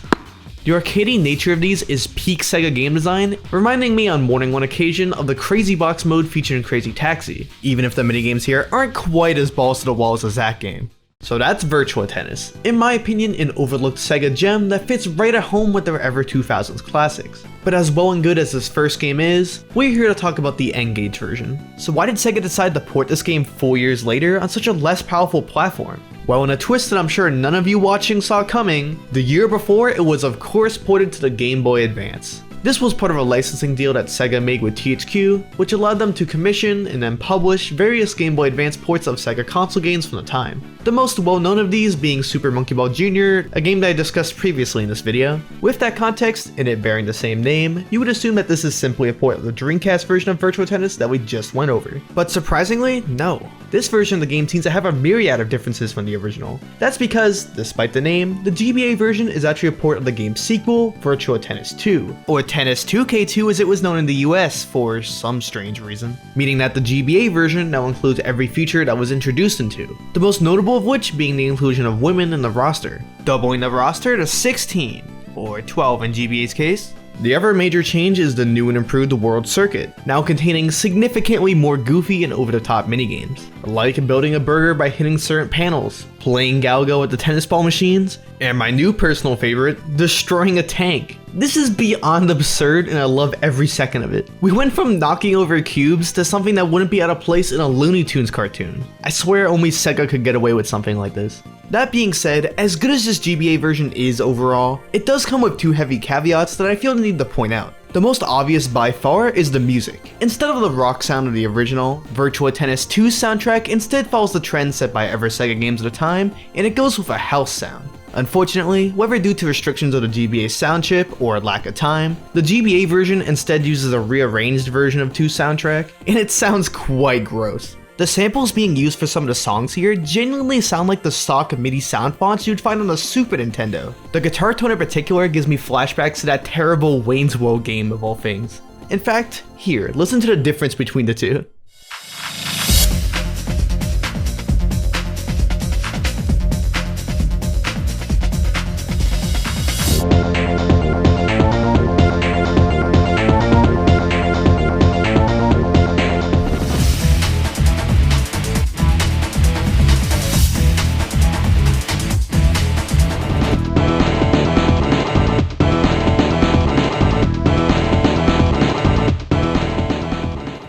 Next, during a match, when either you or your opponent wins a game, you'll switch sides on the court, requiring you to now compensate for the change of perspective to add a little extra challenge. Now honestly, I'm not a fan of these even in the original. The change in location completely screws up my depth perception, so it can feel like luck whether or not I end up losing these rounds. So as you can imagine, in the Game Boy Advance version, it's even harder to comprehend what's going on. But aside from that, this is a perfectly serviceable version of Virtua Tennis 2, and I had a ton of fun playing it. Plus, having a GBA port means that it's prime N-Gage porting material. So let's finally take a look at Virtua Tennis 1, the third. For starters, my case seems to be missing the N label for virtually no reason. A part of me wondered whether or not I somehow managed to get a bootleg case for this of all games, but everything else about it is intact. It has the manual, the game card holder, and the production codes on the side. It just somehow lacks the logo. Very odd. But once we look past that, we have to face an unforeseen issue off the bat. As I've referenced a few times so far, while I played every game on real hardware for my writing, at the same time I've been recording footage of all these games for the N-Gage emulator EKA 2L1, for the sake of having proper footage to show as B-roll in the video. Well, for a reason that I could not ascertain, this version of the game kept crashing on boot up. So in order to have footage for this segment, I had to record the N-Gage screen with my phone old school style, so apologies if it's a little scuffed. Starting up the game, we see an immediate bump in the production value. It has a custom animated intro, and the main menu has several moving elements, both of which being features that the GBA game lacked. Even the music is significantly better. Sure, it's still very much compressed like the other games we've covered, but it more than does the job. Interestingly, this menu seems to be clearly based on the menu from Virtua Tennis 1 rather than 2, with the only main difference being the tennis racket serving as a replacement for this little curve on the side of the original menu. In fact, the whole game just seems to be a port of 1. It only has 8 guys as playable characters, much like the starting roster of the first, and the cover art is based on the Japanese Dreamcast cover. I'm not quite sure why they chose to base this on the inferior first game for no reason. Maybe they assumed that this would be a huge success and they could then port the second game later. But even then, that would still be a pretty lousy excuse. Although truthfully, the content between the two games is so similar that I doubt that most people would have noticed the downgrade. If the girls went missing from the roster, I probably wouldn't have noticed myself. But that's just water spilt on the tennis court. Who cares? Just mop it up. What really matters to me is the quality of the World Tour mode. So let's see how well that translated over. Off the bat, it already wins a point above the original game by including character customization instead of forcing you to pick one of the existing characters. Although it is by far the most bare bones custom character I've ever made in a video game. For your outfit, you can only change the color of your shirt, pants, and hair, of which you have the expansive style choices of hat or no hat. And that's it. Seriously, only one outfit type, no different rackets, not even a choice of being right or left-handed. Only the absolute minimum amount of options they could have possibly provided the player. It's definitely nowhere near as good as the GBA's equivalent, but since this is a port of 1 and not 2, I'm willing to be generous and give it a pass. Oh my god, look! The Callisto Pro bold italic text invite us to join the SPT World Tour! I'm so excited to see how the developers translate the different minigames to work with the N-Gage's limited hardware. Okay, here's the map screen. Where are the minigames? There's the US Super Tennis Circuit, the French Cup, the Old England Championships, and... nothing else? Did they seriously remove all of the minigames from the mode, only leaving the tennis tournaments? Yeah, they did. Thank you, disembodied voice, but also, why? The minigames are the entire core appeal for the mode. You play the minigames to both have some arcadey fun and to increase the stats of your player in order to perform better at the regular tennis matches. With them removed, what makes this mode any different from arcade mode? Well, you now earn the stat bonus from playing the tennis matches themselves. That's lame. Plus it gets worse because all the circuits you select on the map are actually multiple matches long. If you enter one of these and lose due to being underleveled, you would need to restart the circuit from the beginning. That's not fair. My best guess as to why they would switch to designing the game this way is so they don't have to program the minigames in while also padding out the world circuit mode so it still felt substantial enough to be considered its own mode. But if you weren't going to do the mode justice, then just don't include it at all. Not that it's excusable regardless, since the Game Boy Advance managed it just fine. Hell, it even included extra minigames that weren't in either two games. What a letdown. I was actually ready to give this game a fairly high score up to this point, but as long as the tennis gameplay itself is still intact, then it could be somewhat salvaged. Thankfully, this is a game that actually benefits from the N-Gage's weird aspect ratio. The taller screen means that the weird perspective problem is significantly diminished this time around. The graphics for the players and arenas are also much improved from the Game Boy Advance game. The players no longer have that weird outline around them, and the environments have a much higher level of detail. For example, the stands in the background have noticeably different seating arrangements based on the court, and the grass on the London level has noticeable wear and tear, much better than the GBA's basic recolored offerings. Sadly though, there is one fatal flaw with the gameplay that ruins the entire thing. The tennis ball moves incredibly slowly. Just looking at a side-by-side comparison really says it all. As a result, the flow of every match is completely off. Matches go from a test of reflexes and skill to an absolute slog very quickly. If you want a reference point, my shortest match in this game took me 7 minutes at least, while my longest match in Virtua Tennis GBA was 5 minutes. That's how bad it is. Plus, just to add insult to injury, whenever the game swaps what side of the court you're on, it needs to stop to bring up a several second long loading screen. Every single time. Yup, still waiting. Took it long enough. God. Why Virtua Tennis? You were doing so well, and then you had to blow it at the most important parts of the game. It's a massive shame since the game runs and controls much better than all of the previous games I've covered so far in this video. And it also has the Bluetooth multiplayer capabilities that SonicN and Monkey Ball lacked. But the slow gameplay and removal of content for no justifiable reason just makes it become a very boring and repetitive experience. This is overall still a much better game than anything I've reviewed so far in this video, and that will be reflected in the ranking it gets, but considering how much fun I had getting acquainted with everything this series had to offer in preparation to play this game, all that I'm ultimately left with is a massive sense of disappointment.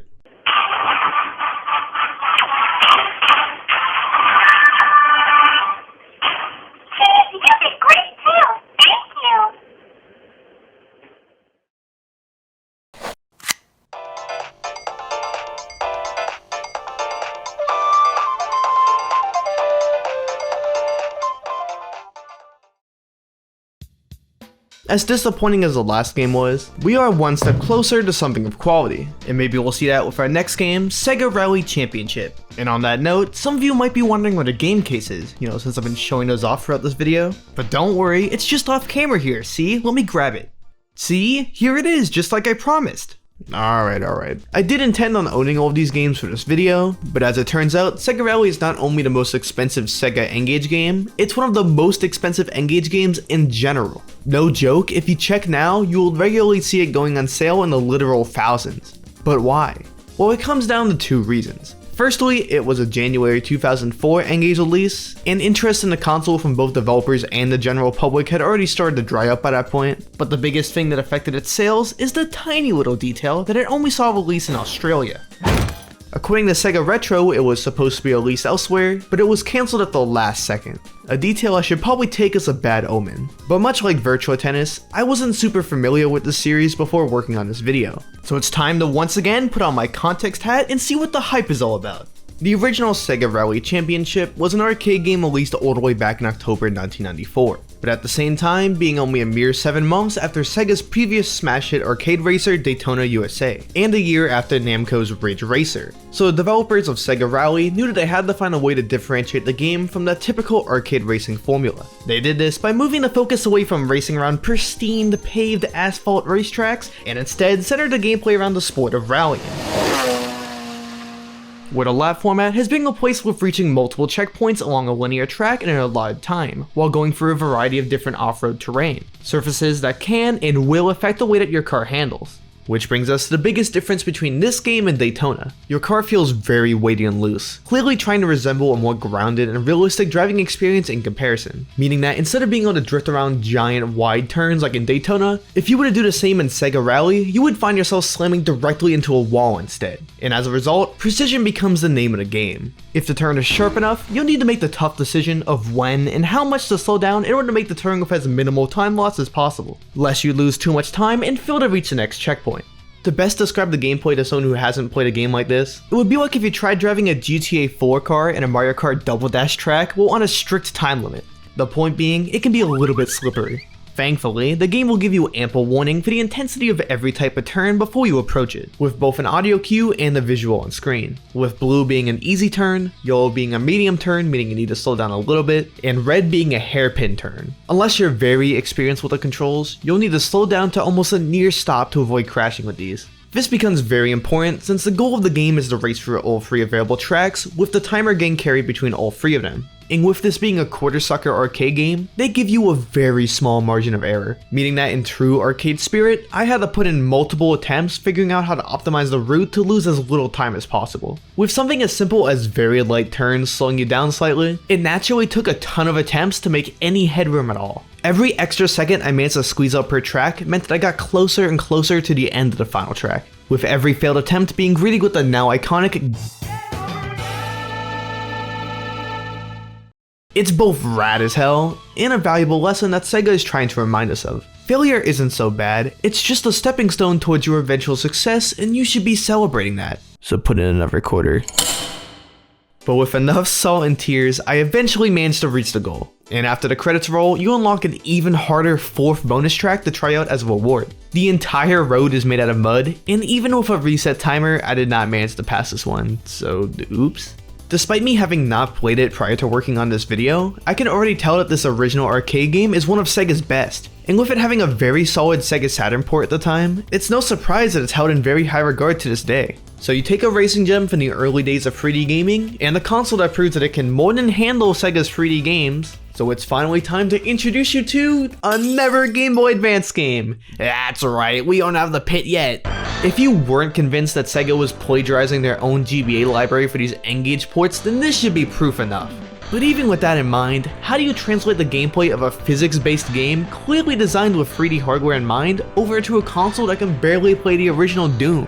What they ended up settling for is a weird hybrid between both the original and a typical 2D racer, which is a little disappointing, although considering the ever attempts to make weighty 3D GBA games, it's most likely better this way. To start, your car no longer feels nearly as weighty and loose, skidding and bouncing against the environment in a realistic way. Instead, aside from a small set of bumps on the first track, your car is locked to the ground, much like any other racer on the console. Put this footage next to a game like Need for Speed Most Wanted or Cartoon Network Speedway and you wouldn't even bat an eye.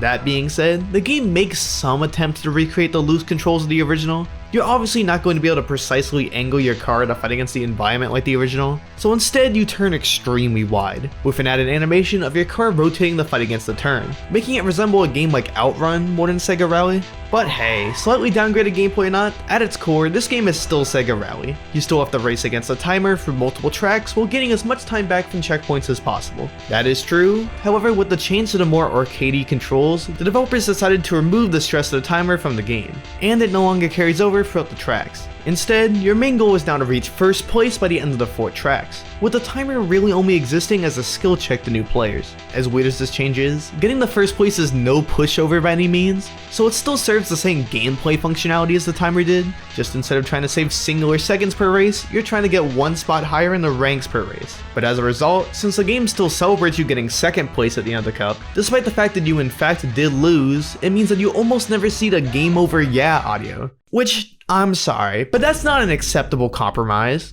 To be totally fair to this game, there are some things that are genuinely better than the original. Whether or not you win or lose, you'll still receive credits that can be used in the newly added in-game store, where you can unlock viewable art from across the series, ever selectable cars, and even an option to unlock certain tracks with a time attack mode early if you want. This game even contains a top-down minigame called RC Rally where you can collect more of these credits for the store, so you don't even have to grind cups to collect these. Speaking of which, much like Virtua Tennis from before, it includes all of the tracks from both Sega Rally and Sega Rally 2, along with what I assume is a few more original tracks, meaning that instead of the 4 tracks from the original, we have access to 5 entire cups of content. Although there are actually only 10 tracks in the whole game, so they do reuse each of the tracks at least once, usually with the gimmick of the track being in a different time of day, or being in a rainstorm that makes it significantly harder to see what you're doing. But even with that in mind, it does make this feel more like a proper console game than its predecessors. Unfortunately, as nice as that extra content is, the tracks themselves leave a lot to be desired. The first thing you'll probably notice is how much of an eyesore the environments are. I get that this is a 3D Game Boy Advance game and there are obvious hardware restraints with that, but I've played other 3D games with more detail than this that run perfectly fine. So when the visibility is so poor with how pixelated the 3D environments are that what constitutes as a wall can be close to impossible to discern, I think it's more than fair to complain about. The worst offenders of this are the desert level and the snow level. Half the time it just looks like a random cluster of assorted pixels. Even the in-game warnings about the turns don't help much, since the draw distance is so low that you'll likely still screw up the sharper turns regardless. In the original game, you would use a combination of the warning and what you could see ahead in order to gauge turns. So with that visual component missing, it meant that there was never a hairpin turn that passed without me hitting the wall or needing to slow down to a complete stop in order to get past. That's because even on multiple playthroughs, the lack of depth perception screwed me up even though I knew some of these stages from the original game. There is a first person mode that helps mitigate this slightly, however that's pretty much null and void since the game doesn't default to this camera like every other Sega Rally game typically does. instead requiring the player to press the select button. So most players, including me, are going to play exclusively with this camera angle. Not that it really matters whether you play in first person or not, because despite the countless attempts slowly optimizing my playthrough to the best of my ability, I couldn't beat the Amateur Cup, the first one. This is due to an issue that I had to deal with throughout my entire playthrough: the undeniably terrible wall hitboxes. If you as much as tap a wall, you will lose almost all of your speed, which on paper sounds fair. The problem is that the hitbox for the wall actually extends about an inch or so into the road itself. So a lot of the time it'll look like you're making the turn correctly, but when you glance at the speedometer, you'll find that you were scraping against the wall the whole time. This isn't a small issue either. In a game with both narrower roads in the original and questionable depth perception, they decided that it would be a great idea to include sections of the track that make the road even narrower, which is then compounded even further by some tracks pretty much only consisting of turns full of these narrow roads, like the fourth and final level of the Amateur Cup, Snow. Every single time I got a run that could have won the whole cup, I would inevitably hit the sides of one of the few final turns and just barely lose inches away from the finish line. And this happened many times, so eventually I just gave up, before discovering that you can buy the second cup early from the in-game store. I then proceeded to win that cup first try, mostly because the final track was actually fair for a change. What a concept. But overall, would I say that this is a terrible game or anything? No, it is still a decently fun arcade racer with an admittedly captivating amount of difficulty. But at the same time, in my experience, I found that the majority of the challenge came from the jankiness of the port rather than what the developer probably intended. So I can't say that I would recommend it, but it's fine for what it is. But who cares about the GBA anyway? What really matters is if the N-Gage can finally score a point over its competition. Sure, it may have been released in only one region and cost thousands of dollars. Some might say that it's a red flag, but I think the Aussies were just holding the one good game for themselves. It'll be fine, I'm sure of it. Oh, we're off to a bad start. I can understand wanting to keep all of the UI for the main menu displayed in a 16:9 box, but why keep the rest of the screen space completely blank? Even if they just kept the title screen in the background, it would have been much less distracting. But we're not here for the graphic design critique, we're here to see some cutting edge 3D graphics. I'm sure Sega wouldn't let us down this time, would they? Whoa, wait, this game is actually fully rendered in 3D? Huh, I wasn't expecting this. It even runs pretty smoothly too. Well, as smooth as an N-Gage game can run, I suppose. That marks this as the first game in this video that I can say actually takes advantage of the N-Gage's hardware. It only took over an hour and 5 games to reach one. That's pretty sad when you think about it. Wait, Ninja, how are you playing this on real hardware if the game is horrifically expensive? I'm not sure what you're implying with that question, but I only acquire my games through perfectly legal methods for my reviews. Getting back on topic, once again, this game consists of reused tracks from Sega Rally 1 and 2. And interestingly, the tracks themselves look to be the exact same models from the GBA game in the exact same order too. Just with the difference that I can actually see the game that I'm playing, which believe me is a breath of fresh air. They even tried to enhance the tracks with some slight texture differences and more 2D objects in the environment. This is an improvement in some areas, yes. I personally love the N-Gage signs that they sprinkled all over the tracks, but it also led to a stage where there was a group of bystanders standing on one of the checkpoint arches. And I mean standing straight upward on it. Not sure if that's a bug or not, but these people must have a death wish or something. Plus, some of the texture changes are not an improvement. For example, they darkened the floor of the desert level to add more contrast with the walls, which is better, but combined with the already limited geometry, it unfortunately only leads to the level looking genuinely unfinished. But aside from those examples, the 3D is still a vast improvement from the previous version. Yeah, that's neat and all, but I've been fooled by good graphics before. What really matters is whether or not the gameplay has improved at all from the GBA game.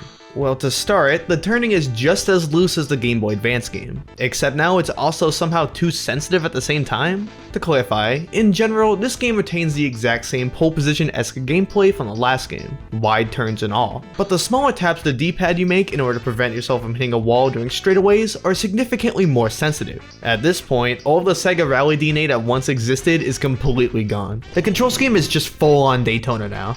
The one thing that really remains is the claustrophobic track design, meaning that even on the most basic of turns, hitting walls is essentially unavoidable. And the wall clinging problem from the Game Boy Advance is still prevalent here. Okay, so the controls are much more awkward, and it seemingly retains the biggest issue that I had with the Game Boy Advance version. So it would be very easy to write this game off as a failure now. But that's only because you don't know about this game's secret weapon. Instead of removing all of your speed with every bump of a wall, it will instead only take away a chunk of your speed. Plus, the game only checks if you're hitting a wall every 10 frames or so. And since the game runs at 20 frames per second, it means that you can only lose speed every half a second. Meaning that trying to play the game properly by slowing down for turns is actually slower than just turning as early as possible and tanking hits from the wall. Once you implement this strategy, the game goes from extremely hard to laughably easy. As long as you're even mildly okay at the driving controls, the cups become an absolute breeze. Out of this game's 5 whole cups, I beat all but one first try. And that includes the final special cup, which is filled to the brim with insane red turns all over the place. But the wall method conquers all. Now, it could be argued that the fact that a strategy like this works at all proves that the core of this game is inherently broken, and this game fails as a game in the Sega Rally franchise, which is a fair argument that I don't disagree with, but if the question is whether or not I had fun playing through the game, then I'll side with the N-Gage version. And aside from that, I really don't have anything else to talk about when it comes to this version of the game. Like I said, it's almost identical to the GBA game in content, aside from the shop and RC Rally mode being gone, and them adding an oval track to the time attack mode. Honestly, the strangest detail of this version is its exclusivity to Australia. Did Sega just assume that this version of the game sucked and wanted to straight up cancel it, but the Australian version had already started production? Well, considering the quality of the previous games in this video, I doubt that Sega suddenly developed standards.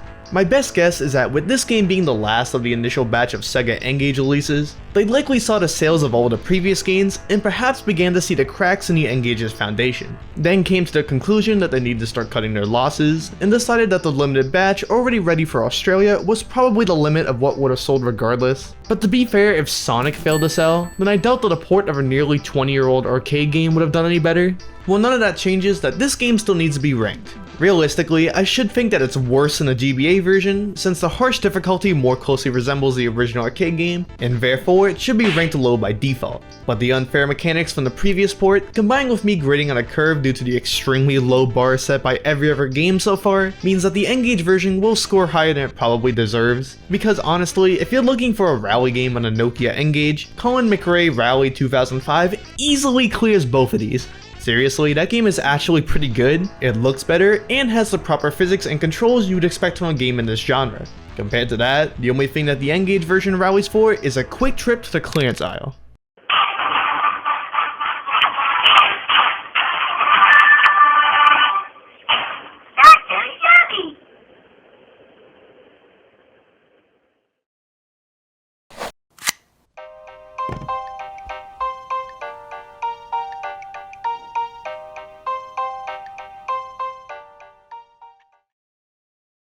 Alright, so I'm nearly an hour and 30 minutes into this video, and all I've played is less than satisfactory versions of Sega classics and one janky port of Sonic Advance. Can I finally get something unique? Yup, despite all evidence pointing towards the N-Gage being a less than stellar platform for any company that likes making a profit, in December 2004, Sega treated us to Pocket Kingdom Own the World, their one and only N-Gage exclusive title, which to me was a surprising move. Up until this point, it seemed clear to me at least that Sega didn't hold the N-Gage in very high regard whatsoever, so you would assume that with the DS launching 3 whole days before this game, that they would have shifted focus to this burgeoning new platform. You know you want it. Jerk.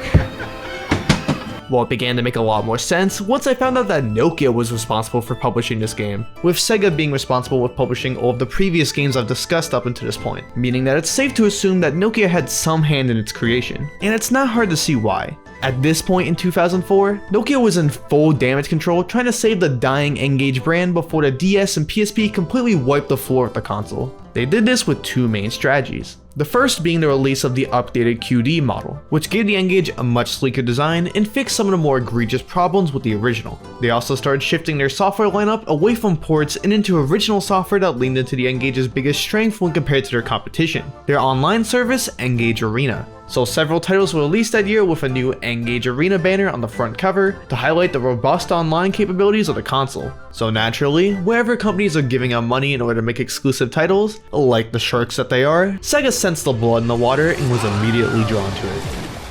So with a track record for providing fantastic multiplayer N-Gage titles under their belt, Sega answered their call, and now we have Pocket Kingdom to show for it. And it was clear that Nokia was especially proud of this game in particular, since I found an article from months before launch interviewing the senior vice president of Nokia at the time, and Pocket Kingdom was the first game brought up when discussing the N-Gage's online features. The back of the game case even tells that this is the world's first global MMO mobile game, which is of course a claim that I did not believe at face value, so I decided to look into it to see if it was actually true or not. And I quickly found a Guinness World Records page claiming that a game named Shade was the first mobile MMO. Now I'm aware that this being a Guinness World Record makes the validity of the claim dubious at best, although at the same time I struggled to find much information about this game on the entire internet. When I initially tried to research it for this section of the video, all I found was a press release for Capcom purchasing the studio in 2006 to improve their mobile game division. Even then, the only games they cared to mention was Who Wants to Be a Millionaire and a Golf Channel game. The only mention I could find of this game was from an entirely separate article discussing the same Capcom purchase, and even then it was like the third or fourth game they mentioned. But thankfully, when doing a second pass of the script, I managed to find an archive at the developer's old website. So now I can at least show you screenshots of what the game looked like. And despite its apparent age, it was probably extremely novel at the time, closely resembling one of the early Dragon Quest games, just with presumably multiple players exploring the map at once. Based on that information, I don't see any reason why this wouldn't easily count as the first mobile MMO, aside from the developers choosing to refer to Shade as a massively multiplayer wireless RPG instead, which is a term that was seemingly only ever used to describe this specific game in press releases. And according to this IGN preview for the second game, it pretty much still means MMO, but only in the context of phone games. So maybe you could only play with players in your contacts or something along those lines, but ultimately I don't know the answer and I'll likely never know honestly. As for Pocket Kingdom, my best guess is that the global part of the first global MMO is really pulling all of the weight for that claim. And maybe Shade technically wasn't distributed in certain regions of the world, so they can technically make that claim without it being incorrect. But first MMO or not, ultimately the best part about it being online, and therefore an N-Gage exclusive, is that there isn't any Game Boy Advance version of this game. Which is fantastic, because I became sick of needing to provide so much damn context for these ports. Well, thankfully, that's finally over. Oh wait, what does it say here in the wiki? The game is a spiritual successor to an earlier Sega game. God damn. Yeah, despite this appearing to be a new IP entirely, it's actually a spiritual successor to an obscure Sega IP from the past, Dragon Force. Nah, not that Dragon Force. I'm talking about the one that everyone knows. The Sega Saturn strategy RPG from 1996. Surprising that Sega would choose such a deep cut for a console like the N-Gage and not something more recognizable like Shining Force, but I am intrigued nonetheless. Now unfortunately, despite this video being as long as it is, I do need to talk about this game in some detail for the sake of context, but I'll keep it as brief as I can. The plot is that 300 years after being sealed away, the evil god Madruk has awakened. So you need to unite the 8 chosen heroes in order to finally finish him off. A pretty typical RPG plot for the time, but there is just one problem. Each of these heroes are the rulers of 8 different nations on the brink of a war spurred on by Madruk's supporters. So you need to choose one of the 8 and fight to defend your nation and stop this war from destroying the land of Legendra. After selecting a leader and viewing a lengthy intro sequence, the game opens up into the world map, where we can see the structures and movement of every nation in real time. And my first thought was, what the hell is this? Yeah, this is one of those games that doesn't give you a tutorial and expects the player to actually read the manual to figure out what's going on. What does this game think I am? Some kind of nerd? Editor's note. You are currently watching a 23-year-old talk about a 1996 RPG on the Sega Saturn as a side tangent for an N-Gage RPG from 2004. But to cut to the chase, this is a strategy RPG, but not the kind that you typically think of where you directly control troops from overhead like Shining Force or Fire Emblem. This is instead the kind of game for people who love looking through stat menus for half of the gameplay. Although, with the world map running in real time, it has a lot more in common with RTS games than it does with a typical RPG. The only thing that disqualifies it is that there is a time limit for wandering throughout the overworld, and once it runs out, an in-game week passes and you're forced back to the main castle to once again look through menus. Speaking of these scary blue and gold boxes, what do you accomplish by combing through them? You know, besides eye strain? Well, a lot of it is preparing your army for battle. You can give your generals items and weapons, send them to search nearby areas for a chance to randomly acquire said items, or even later give them awards for succeeding in battles. You can even talk to them to test how loyal they are to you to try to weed out some potential traitors to your rule. Which, as exciting as that sounds, I sadly never made it far enough to experience that during my playthrough. But once you finish everything you need to in the castle, that's when you can actually focus on the most engaging part of the game, deploying your army to explore the map and fight in giant battles. But unlike the band that bears this game's name, if you try to play this solo, then you will more than likely get killed. So with a squad of up to 4 generals at once, we immediately charge towards the nearest enemy force we can spot.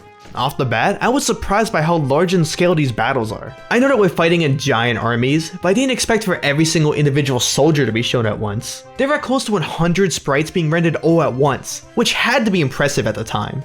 A rare example of the Saturn's 2D capabilities going to good use. As for the battles themselves, you don't directly control the soldiers as if it's a Warriors game or something. Not that you would be expecting to. Rather, you select what battle strategy you want your army to fight with, then you sit back and hope that your team doesn't get slaughtered. Despite how basic this may seem on the surface, there are a multitude of different options for both offensive and defensive positions. And if you pick the wrong one, you can bring up the menu again and select a different strategy. Although sometimes those few seconds can be the difference between victory and failure. But it's important to never give up. There are fights that may look impossible to win, but with an outrageous enough strategy, you can pull off some clutch victories, which is pretty much required for some of the harder story paths on offer. Plus, if both sides manage to lose all their soldiers, you have the option of dueling the opposing general to gain victory instead, or retreat to heal up and get your revenge later. If you manage to win one of these battle encounters, once the week ends, you'll be able to award any of the generals, giving them the ability to recruit different classes to their army.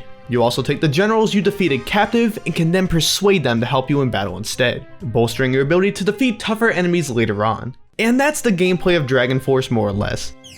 A game that may look fairly intimidating on the surface, but once you get past the initial learning curve, it's honestly a pretty straightforward war simulation game. That being said, there was a fair amount of in-game mechanics and gameplay intricacies that I purposely chose to exclude for time. So if you're going to play this game for yourself, I would recommend at least reading the manual first. But hey, if you know someone who's really into tabletop RPGs, this can make for a good recommendation. But we're not here to talk about Dragon Force, we're here to analyze the game that continued its legacy. So how did Pocket Kingdom, Own the World, expand upon this gameplay style? And with it being a rare collectible item, I chose not to open it in order to preserve its market value.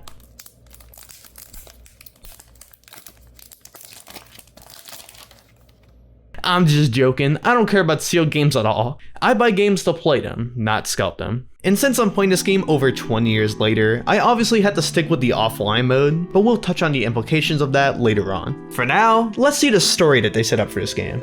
The map of Olgress is an absolute craziness right now. Alright, that's a little strange. Griefer Olgress, for whom the map was named, has had his online account banned. Huh? Now set forth from Elenotis with warn your thoughts. Make sharp your skills. Is that skills with a Z? Alright, that's the last straw. What the hell is happening here? Where is the plot from Dragon Force? What happened to Madruk enveloping the City of Gold and his curse of darkness and destruction? Where are the 8 heroes that need to prepare for war while rising up the 3 Wengendra from the invocation of apocalyptic evil?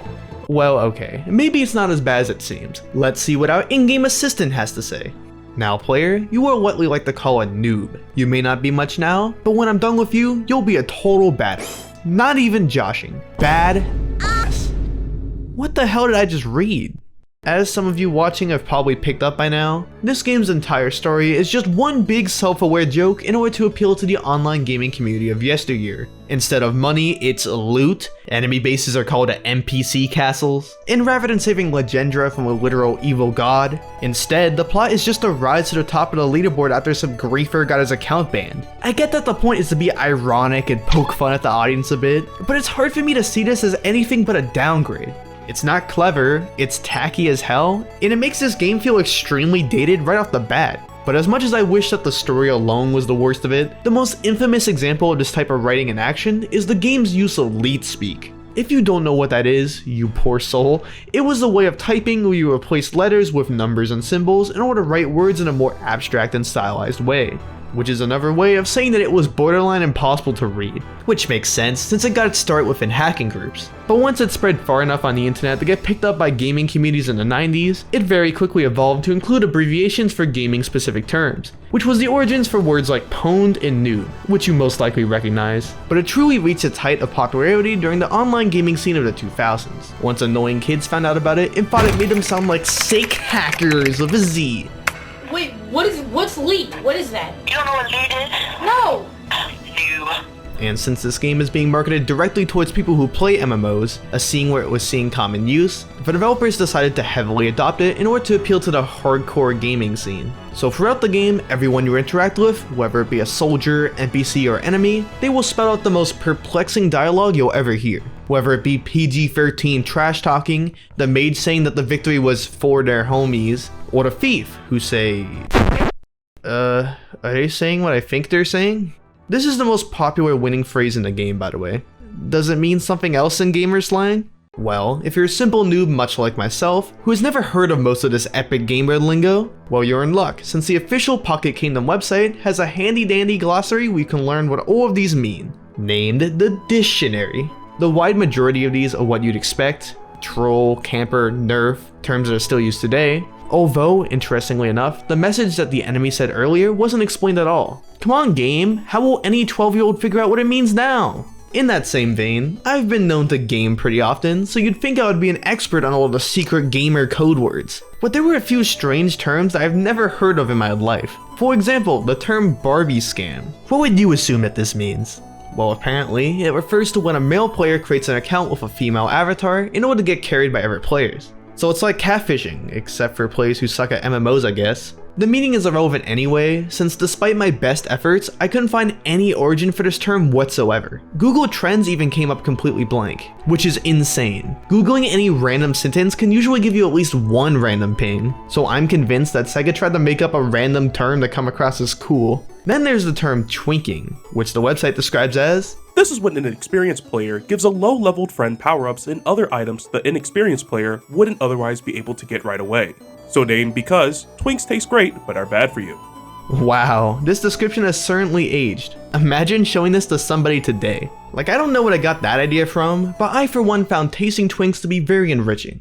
But as terrible as all the dialogue is today, and trust me, every line makes me wince, considering this game's audience, it is worth considering that in 2004, at the time of release, it was probably semi-acceptable for anyone who actually bought it, but at the same time, Dragon Force's dialogue was good both at the time and holds up today. Was appealing to gaming geeks with self-aware quips really worth destroying the sense of immersion in the game?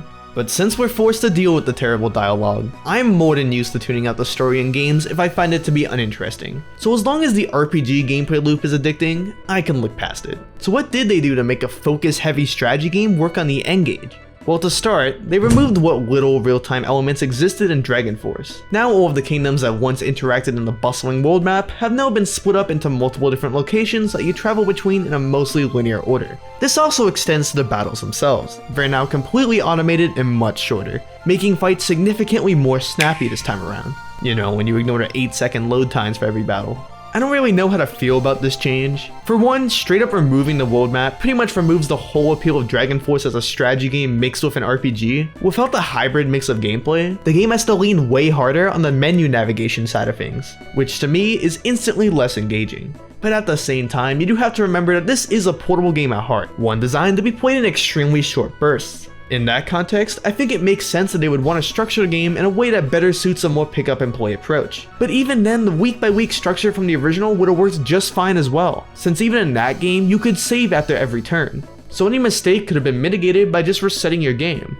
But needing to constantly remember the placements of enemies over a giant map might have been a little too much to expect out of this game's target audience of 12-year-olds. Instead, all of the strategy has been moved into the customization of your party of 4. But instead of coordinating armies of 4 generals with dozens of soldiers, instead, each of your 4 party members are the generic soldiers you used to have to command in battle. Honestly, I really like this change. Having so few units combined with the vast amount of available classes actually gives you a lot more interesting combat opportunities that weren't available to you in Dragon Force. Do you want a team that has a dragon, a priest, a succubus, and an ogre all at once? Go ahead. The game encourages this too, since you can curate up to 8 different teams at once in your party menu, meaning that you have full reign to experiment with any number of playstyles, with all of the battle planning grunt work completed ahead of time, with the only real limit being the money required to upgrade and maintain the health of each of the units. Although, much like Dragon Force, the game itself doesn't explain how to set up these teams whatsoever. So you're telling me that they went out of their way to streamline the game's structure to make it easier to pick up and play, but they also decided to completely forego a tutorial? So what is it then? Well, since the game won't tell you, I will. Before you can set up your army, you need to buy your basic units from the in-game shop, one at a time. Very slowly, thanks game. Plus, since this game canonically takes place on an online server, each of your soldiers have fake online usernames, which are about as convincing as any made-up username you would see in an average TV sitcom. And I need thy help, Django Darkblade. Onagorn, Mr. Craze, Spammer. They're all that very specific brand of name that sounds vaguely correct if you've never actually used the internet before, but no one in their right mind would ever use. I don't know, when I see the username Skeletor, I'm going to assume that they're an undercover cop or something. But once you finish physically recoiling from seeing someone with the name Brakenstein, you can add them to one of the available parties, revealing this game's implementations of battle tactics. You know, the options that you used to have to select mid-battle in Dragon Force, well now you can decide what type of playstyle your team will follow ahead of time, which you can also change for each individual unit, which just further adds to the idea of creating multiple teams for different combat situations. After you set that up, you can now go to the world map and use the, once again reused, search function to find any NPC castles that are in the area, which you send your party to and watch them auto-fight the enemies that lurk inside. Once you defeat enough of these, the survey will finally pick up on an enemy base. These contain multiple waves of the toughest enemies per world, represented by multiple floors in game, but as intimidating as they appear on the surface, the game completely undermines their difficulty by allowing you to leave after each of the floors to heal your party. Even then, you still need to be strong enough to make it that far, and I very much wasn't. Come on! I can only buy one of the 2 generic starting units, and I keep getting absolutely pwned by these elite hacksaws. What am I supposed to do? Well, that's because you need to use this game's crafting system. Yeah, crafting was already being shoehorned into video games by 2004.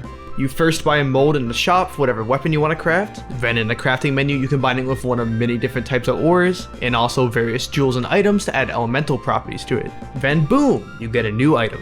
It's very simple at its core, but it does allow for just enough experimentation for players to want to constantly return and craft new weapons. The only real sticking point I have with it is each crafting attempt only has a 75% success rate, and if it fails, obviously you'll lose the crafting materials you use for that attempt, which you would assume only exists to encourage the player to grind for in-game materials. But the entire game is already grinding those NPC castles to spawn the main enemy base, so you'll never run out of materials. Having a fail state really doesn't serve any purpose besides annoying new players and making high-level weapon grinding miserable.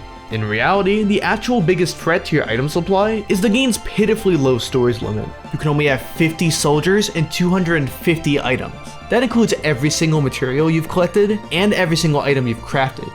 Some of you likely just got hit with a wave of anxiety just from hearing that. But that's not even the worst part. Once the storage is full, the game does nothing to indicate it to the player at all. Not even a basic pop-up saying, "Hey, clear out your storage please." The only way I found out mine was full was that I found it strange that I kept completing battles and getting nothing as a reward. And once I did find out, I had the joy of selling materials one at a time.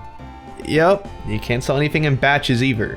I'm having so much fun. But the real problems with the crafting system start to show once you reach the enemy base of Area 2. You get met with a massive difficulty spike from the aforementioned hacksaws, forcing the player to figure out the medal system, which once again returns from Dragon Force, where instead of being awarded to generals for performing well in battle, in this game, they're used to change the class of any of the soldiers in your party. Finally, I don't have to use a default noble class anymore, the one that's genuinely described on the official website as being, quote, a flaming heterosexual. Get it? Because they're a fire mage? In order to rank up your units, as the game calls it, you need to craft the medal using the rank up material found in the shop. What class the unit changes into after ranking up depends on what type of medal you craft and what class the unit already was before applying the medal, making your team extremely customizable to whatever playstyle you want. which sounds great! Except, when I reached this point in my playthrough, I had no idea what I had to do to progress, only finding out about the emblem system after desperately watching a Let's Play to figure out what I did wrong. That's because the game does a pretty terrible job communicating the existence of this mechanic to the player. As far as I can tell, the game tells you about the emblems one singular time. You see, once you complete the first major castle and enter the second area, the game tells you about the crafting menu in a pop-up. Now by this point, I'd already familiarized myself with crafting on my own, so after skimming it, I closed it quickly, paying little attention to what it had to say. Afterwards, I decided to scan for NPC castles for the first time in this area, and lo and behold, a second text box pops up, reminding me to equip my soldier with the items I had crafted. Gee, thanks mom. So obviously I'm getting pretty sick of these pointless text boxes and decide to skip through whatever's left. Well, as it turns out, right after that second pointless text box is the one that tells the player that they need to craft emblems in order to upgrade their troops. Even hitting me with a "and oh yeah," as if this isn't crucially important info that you need in order to beat the game. Fuck off. I can't believe that they would only tell you this information one time. Wait, when you first enter the menu it tells you? Meaning I must have just skimmed over it before and forgot about it? Ugh, my god, I'm so stupid. Okay, whatever. Even if you did pay attention and knew to craft emblems, it's still confusing. It's not like the weapons or armor, where all you need is the mold and in order to craft it, with the extra items just adding bonus properties. With emblems, you have to know to use one of the multi-card leaves in order to actually craft these, which the game definitely doesn't tell you about. Plus, even this early on in the game, you can craft 5 different types of emblems, which can produce a fairly large variety of potential troops, from healers all the way to a necromancer. Having this level of customization this early on is commendable, don't get me wrong, but trying to form a team to your liking with 0 guide can be a pretty tedious endeavor. My best piece of advice is that if you're going to play this for yourself, just do what I did and use a GameFAQs guide to figure all this out. Sure, it's probably cheating, but the GameFAQs page was created shortly after launch, so I know I'm not the only one.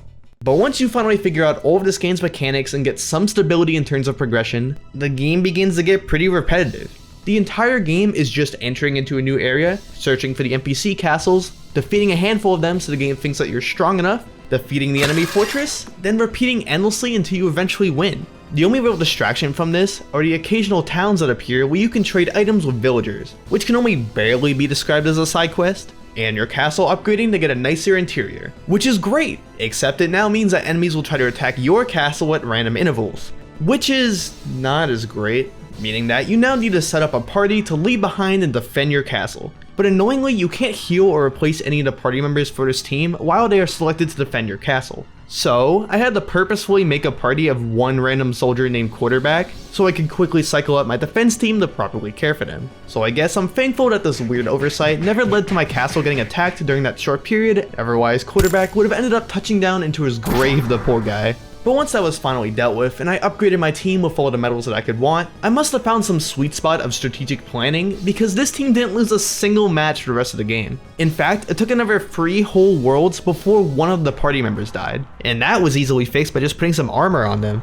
The only thing that stopped me from beating the whole game was the boredom of going through the same fights over and over again. I suppose that could be due to me playing a game that's meant to be played in extremely small bursts over a 3-hour period, but I've played several repetitive RPGs, and I never mind going through the motions in those games. And according to an old IGN preview, the main game is apparently 60 hours long? You know, I think I'm good, honestly. Alright, so the single player is a little basic and long-winded. It wasn't really meant to be the main focus of the game anyway. This is a massively multiplayer online game. That's where the real interest is going to be for the community. The supposed 60 hours of content is really just filler to put on the back of the case. The only real purpose of the single player is to give the player an environment to learn the game mechanics before you go online, which is likely why the game itself locks the player out of online play until you beat the 3rd area. So with all of this advertising focus, and it supposedly being the first global MMO on mobile devices, how good was the online experience? Did it add a giant overworld map where you can visualize the other player's activity in the game to make the game world feel alive? Nope.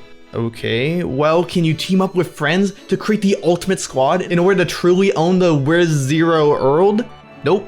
Okay, what can you do online? Well, since I can't play it myself, we're going to have to rely on the page on the Pocket Kingdom website that advertises the game's core online features. Firstly, there are the global player auctions, which according to the IGN preview for this game, means that the game has an online marketplace where players can buy and sell in-game items with presumably in-game loot. As ambitious as a system like this is, especially for a handheld game, I feel like it doesn't really add any value to most players. As I've stated earlier, you'll already get more than enough materials for fighting the default NPC castles. So the only use that this would have is to promote twinking high level items over to those submissive newbie players. Although even that hinges on the marketplace being super active, which I wouldn't place a high amount of confidence in. Which brings us to the next few bullet points: the game's chat rooms, rankings, and message boards, which as far as I can tell, are all features offered on the official N-Gage website. Now don't get me wrong, these are all cool features I've had access to back in 2004, but you could access these features for every game, not just Pocket Kingdom. All you needed was a free N-Gage Arena account to post on these. So I think it's a little dubious that they're advertising it as if it's an in-game feature, so I can't really give the game points for this. Naturally, with all these bullet points being nothing but filler, it begs the question of whatever the "and more" is that they're not telling you. Well, that would just be the actual, online gaming part that I care oh so much about. So with all that build up, what the hell even is the online component of the game? Remember how you need to scan each of the worlds in order for the next NPC castles to appear? When you play online, during those scans, one of the buildings that will appear will be a giant N-Gage, giving you the opportunity to fight the defense party that the every player had set up to defend their castle. Yep. It's literally the equivalent of a DS download play bonus feature, just with the gimmick of being worldwide. What a cop-out. When I think of MMO, I think of a game like RuneScape or Final Fantasy XIV or Dig Dug Island, games with living, breathing worlds full of players exploring and interacting as a community. They can't use the excuse that it's a phone game either, since that Shade game from earlier had real-time combat and an open world to explore. That looks way closer to what I would have expected. Oh, but apparently that game was only a massively multiplayer wireless RPG, so this game gets to steal all of its glory. So sorry Nokia, I won't accept this cheap excuse of an MMO, especially from the company whose slogan is literally connecting people. Which begs the question, how do you rank a game like this? Because on one hand, this game had a metric ton of problems. The online feels like a throwaway feature despite being the majority of the game's advertising. Despite stripping down the RPG gameplay to its basics, the game is still extremely confusing to get into, and the dialogue is extremely corny and completely ruins my investment in the Kingdom of Allgrass. But under all of that, there is a pretty solid RPG experience here. Even though the RPG features are basic, it is a portable RPG for mobile phones in 2004. The fast-paced auto-battling gameplay loop is perfect for something that you turn on while sitting on the bus or during a work break. If I had actually used an N-Gage as a phone, a game like this would have been perfect to boot up occasionally as a time waster, which is what I believe the intention was from the developers. But when you view it for how it was marketed, a $30 retail release that was trying to be a killer app for the dying N-Gage, in my opinion, it missed the mark.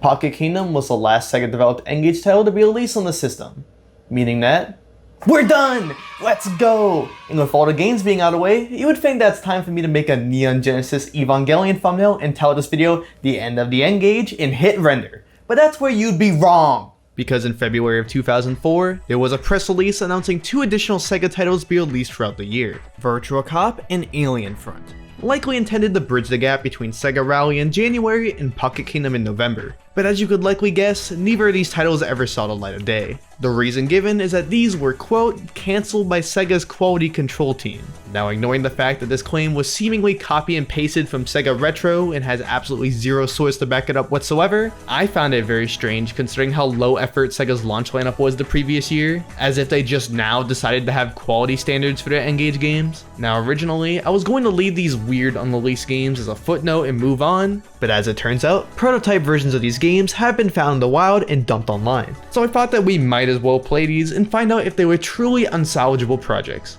Also because I highly doubt that anything can top the low bar that Monkey Ball set. But keep in mind that I won't be going quite as hard on analyzing the technical faults of these games, since these are literally unfinished products not meant for consumers, and it would seem rather unfair to criticize how much the game lagged or if it had some obvious bugs that need to be fixed. Putting that aside, first up is Alien Front. which according to that press release was originally scheduled to be released in spring of 2004, before getting delayed to July, then September, before being pulled from the site altogether once that month rolled around. That's around the 4-month delay from the intended release date. This game must have been fairly ambitious to warrant that long of a delay.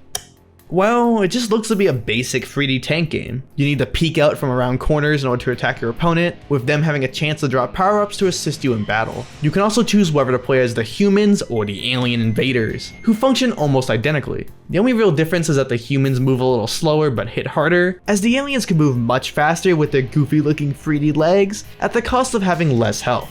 But what of the game's quality? While it's admittedly a little basic, it doesn't seem outright terrible, even with it being clearly rough around the edges. So maybe I have to look at the original game that this was based off of to understand why I scrapped this. Meaning, yeah, I know, here we go again.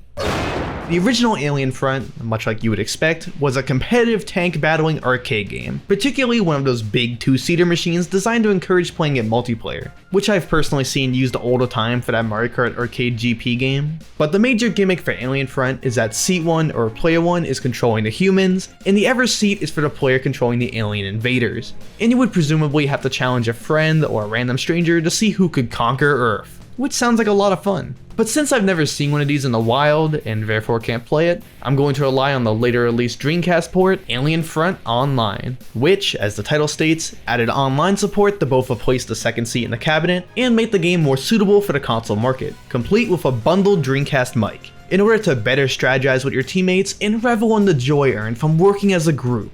Or get called slurs, you know, either or. But other than your lost innocence, the game is otherwise identical to the original arcade game. You can pick between 3 different weight classes of tanks, and the goal for each match is for your team to reach 15 kills. Despite the very basic gameplay loop, there is actually a fair amount of strategy to how you approach every encounter. First of all, with this game using literal tank controls, naturally you can strafe by holding down the L and R buttons, allowing you to peek out from corners to shoot enemies without getting attacked, which is pretty standard for a game like this. But an interesting mechanic of Alien Front is that the rotation of your tank body is controlled by using the analog of the L and R buttons. So with enough practice, you can learn to snake around the map significantly more efficiently than you would normally, adding a much needed skill ceiling so players are encouraged to play more often in order to build up the experience required to properly compete in the game's theoretical competitive scene, which you would want for a game that's designed to sustain an online community for at least a handful of months before the console dies. Although, the strafing had one major quirk to it that annoyed me to no end. When you try to strafe in reverse, you will turn in the opposite direction than you would if you were moving forward.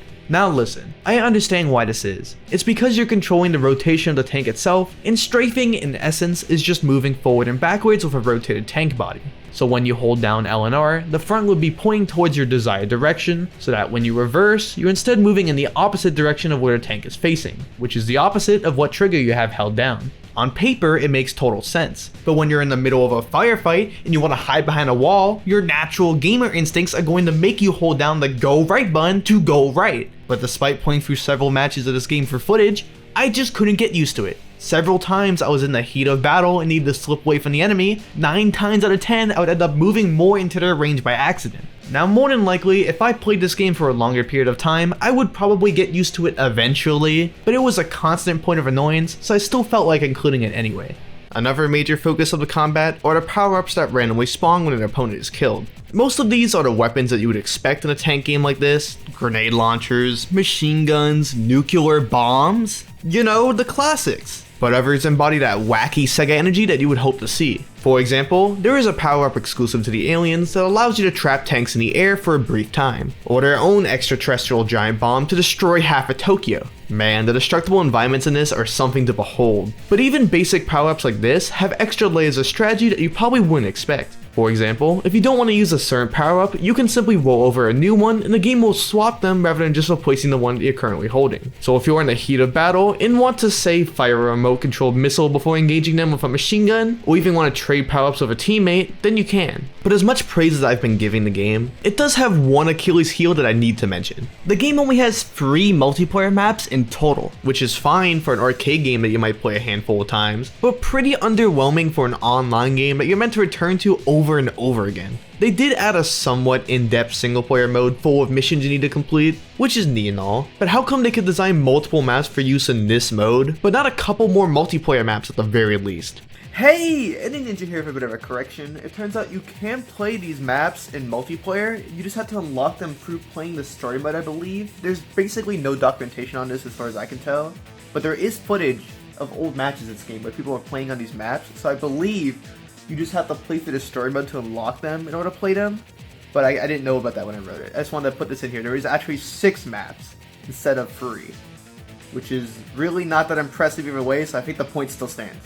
If the Dreamcast didn't die shortly after this game was released, then I do think it would have gone stale fairly quickly for whatever player base it had. But hey, even with that in mind, I still found this game to be a fairly engaging modern take on a genre that's almost as old as gaming itself. Honestly, half of the fun of making these kinds of videos is discovering new and interesting Sega IPs I've never heard of, and this one is kind of an interesting oddity. I find it strange that I've never heard anyone talk about a hidden gem like this, on the Dreamcast no less. If it wasn't for its rather unfortunately late Dreamcast port, I'm sure more people would be singing this game's praises today. With all of that in mind, let's look back to the N-Gage version to see what they changed. Now obviously the gameplay isn't going to be anywhere near as fluid or in-depth as the original, with every arena being flattened and simplified to the point where all they consist of is flat ground and walls. No more destructible environments, no more tiny soldiers that you can run over, and the weapons pool has been limited to only 2 types of projectiles, and the power-up that allows you to fire your main gun faster for a limited time. But as a trade-off, the auto-lock feature from the original game is absent, so you'll need to be significantly more precise with your aim in order to damage the enemy vessel,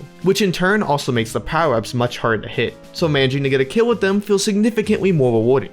Although, for some reason if you turn your cannon too much while trying to aim, and you either let go or press the other direction, it'll retain the momentum of the turn and will be stuck moving in that direction. Much like the weird strafing from the arcade game, I understand why this happens from like a physics perspective, but when I'm trying to vanquish hostile aliens from taking over planet Earth, having my cannon accidentally overturn because I'm trying not to die in a firefight can be really aggravating.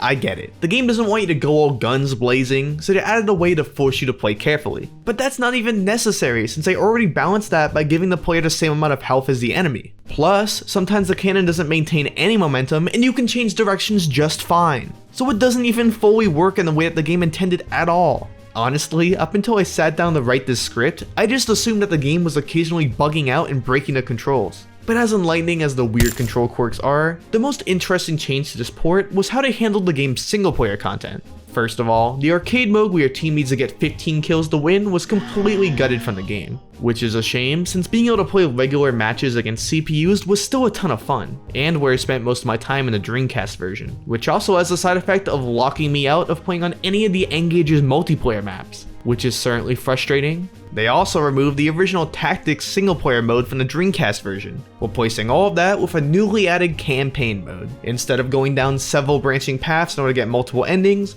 you now play 4 missions in a linear order, where the goal is to fight through 3 different rooms full of either aliens or army tanks, depending on which side you choose, before reaching a boss that you then need to defeat to beat the level. The game cycles through each of the 3 multiplayer level themes from the original, before you fight through the mother alien breeding ground and finish off the ultimate threat to save your species. Funnily enough, I actually somewhat preferred this story mode over the one from the Dreamcast. It's definitely on the repetitive side for sure, but it does feel a lot more like you're making progress towards saving the Earth rather than rolling around a maze just to shoot a few randomly placed aliens. But that's not to say that the N-Gage story mode doesn't have some egregious issues. Far from it.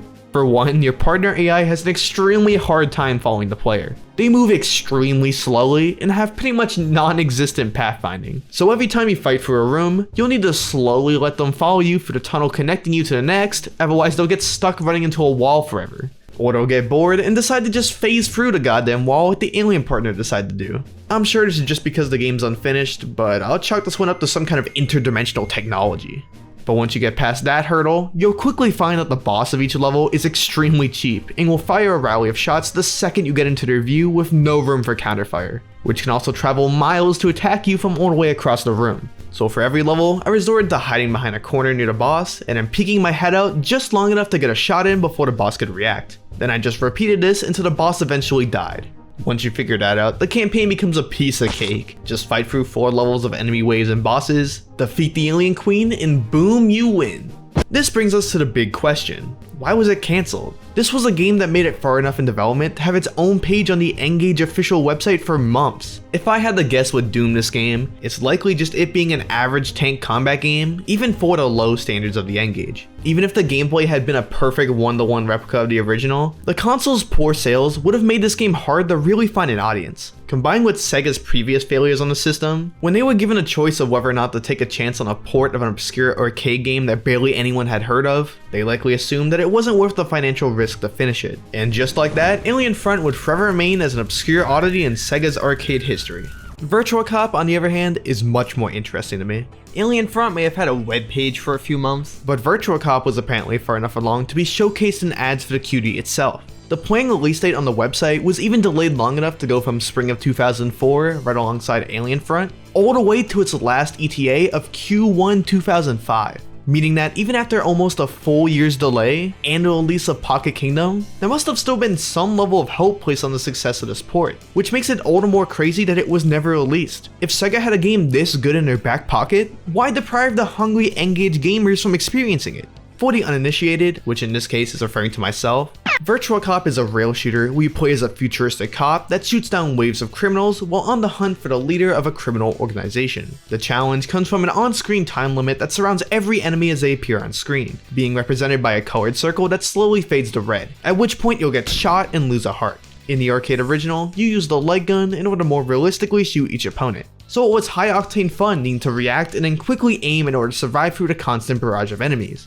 But since we're playing this on a tiny LCD mobile phone screen that sadly can't support a giant plastic toy gun, we're just moving a cursor with the controller key and pressing the 5 key to fire, which works well enough. Although the cursor does move slow enough where it would be pretty hard to miss the enemy unless you have particularly bad aim, which is likely why the game limits you to only using a dinky little revolver, which can only hold a measly 6 rounds in its chamber, which in theory is supposed to encourage the player to not just spam shots the entire game, and it would have if the game didn't let you reload instantly by pressing the 7 key. So aside from the slight chance of accidentally hitting the 4 key amidst your spamming of 7, reloading really only ends up being a minor inconvenience more than anything. So the only real way that you'll lose one of your 15 whole starting hearts is if you accidentally harm one of the several blonde civilians wearing a white lab coat. The game often places them right beside or even in front of enemies, so you're forced to always hesitate in order to know which one is on screen before you fire, which helps keep the player from getting too complacent with the gameplay loop. They also attempt to do this by hiding a shotgun and some of the breakable objects in the level, which increases the accuracy of your shots for as long as you don't get hit. But all it really did for me is guarantee that the nearest civilian met their cruel, untimely fate while trying to shoot a nearby criminal. But once you get past that, the gameplay loop remains pretty consistent through all 4 of this game's short stages, with some slight variations in enemy patterns, whether it be the rooftop enemies from the docks or the cramped hallways of the office. The game is still the same whack-a-mole with a gun gameplay throughout. And that's Virtua Cop N-Gage. It's a pretty simplistic and short rail shooter, but overall still a fun enough time killer for what it is. I can't see why Sega would cancel it, but admittedly I haven't really played the original Virtua Cop for myself, so hey, let's check out the good old Saturn version and see what I've been missing.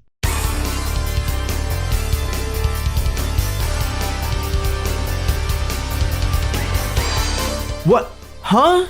This isn't the Virtua Cop I know. The enemies have detailed animations that match the scene. They can fall off buildings. They break crates when they fall into them. A car smashes out of a building. That didn't happen in the N-Gage version.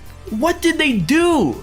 Wow, okay, I wasn't expecting this. Apparently the N-Gage version differs a lot from Sega's original vision, to put it mildly.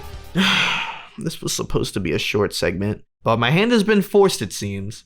Okay, sure, some parts of the game had to be cut down to work on the N-Gage's archaic hardware, but this is a rail shooter from 1994. Surely it can't be that much of a departure from the original. To start off, enemies are severely more aggressive this time around. Rather than standing around for upwards of 4 seconds waiting for you to gently move your cursor, if you don't take them out in a second or less, then you're as good as dead most of the time. You then need to constantly focus on your 6 bullet limit, since in order to reload, you need to double tap the dedicated reload button. A smart workaround to emulate the arcade original, where you need to aim your light gun off screen to fire in order to reload. That might not seem like a huge change at first glance, but considering the split-second reaction time you already need to not get shot, Not being able to instantly reload encourages you to fire much more carefully until you can find a short break in enemies in order to safely reload, meaning that the mechanic is absolutely working as intended. On top of that, rather than the 15 whole health points you get on N-Gage, you only get 5 here, which you'll run out of quickly if you play recklessly. The Saturn gives the player a little bit of a bone by giving you 5 continues, which you'll need to conserve throughout the length of the entire game, which is still not easy by any means. Virtua Cop is a hard game, which makes sense since it was an arcade game at first, but it means that you need to actually memorize the levels in order to succeed, which I never had to do in the slightest when playing the N-Gage version. I beat every stage in my first try. I think I only lost like 2 health points maximum across my entire playthrough. To defend the developers a little bit, the N-Gage version is a little harder when playing on real hardware due to both the strange feel of the D-pad and some added lag. But I'm realizing right now how bad of a defense that really is. Of course the game is hard to play if it runs worse, but even if that held any weight, did they really need to give the player 15 whole health points? That seems like way more than anyone would reasonably need.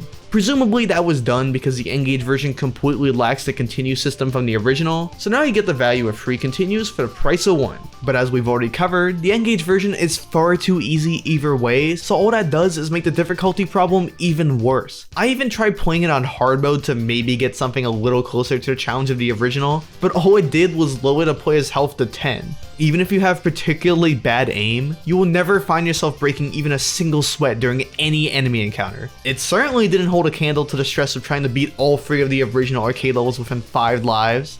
Wait a second, 3 stages? The N-Gage version had 4. What does this entail? Did the developers add in a secret level from Virtua Cop 2 to sweeten the deal like Sega Rally did? Aw, they shouldn't have. Well, they didn't have. Those 4 supposed levels are just level 1 and 3 split in half and heavily stripped of environmental set pieces. That's right, the coal mine level is completely gone. Why? Well, on one hand, it's probably a good thing that's gone if you factor in the considerable effects that pollution would have had on California over the years. But that's not what's important here. The original Virtua Cop was already a very short game, so by removing one of the levels entirely, you've only made the problem infinitely worse. Could the N-Gage just not handle how large the original game map was? It could play the San Francisco level from Pro Skater 1 just fine, and that game wasn't on a fixed camera angle. Unfortunately, the levels that did remain weren't much better. In fairness to Fuel Studios, who developed the N-Gage version, they were working with very limited and tricky hardware to work with. But man, even at a glance, it's clear that the graphics here are a significant downgrade. Even the infamously underpowered Sega Saturn got a near perfect conversion of the game in 1995 with an added training mode and disgusting CGI intro. Both the Saturn and N-Gage were devices powerful enough to run Tomb Raider 1, which was a very open, detailed 3D game for its time. So even if they had to simplify the graphics a little, I find it hard to believe that they couldn't have gotten a better port of the nearly decade-old shooter by that point. Like, why is every stage obstacle either completely removed or stuck glued to the floor, not allowed to embrace its fate? The best way I can showcase this problem is to discuss one of the few things that was added to this version of the game. A logo for Fuel Studios placed on the shipping truck in the docks level. In the original arcade game, it drove in from off-screen to deliver several enemies out of its back, who would then immediately attack you. It's a brief set piece in the level, nothing groundbreaking, but a neat way to spice up one of the enemy waves right at the beginning of the game. But in the N-Gage version, it's placed in the level from the start, just hanging out in the background, doing nothing. And once you finally get to approach it, with the gate blocking away, just deciding to cease its existence, probably to avoid the embarrassment, since once the enemies start attacking you, they don't interact with the truck at all, since now it apparently just exists to act as a billboard to advertise Fuel Studios, a company who seemingly worked on nothing else since it's impossible to find any information on them across the entire internet. So this will forever be their legacy, this static shot in a shoddy N-Gage port that was never even released. I'm sure they would be proud. Moments like this are riddled throughout this N-Gage port. That giant truck that flies out of the warehouse? Gone. Purposeful zoom-ins on civilians in order to bait the player into losing health? Non-existent. Hell, you can't even shatter the windows on the cars like the original. Sure, that was a borderline useless mechanic, but it's an attention to detail that shows that the original developers considered that the player would attempt that. And it's also fun. Speaking of attention to detail, remember the axe-wielding enemies in Virtua Cop that would get right up next to you to get a cheap hit in? This is what they look like on N-Gage.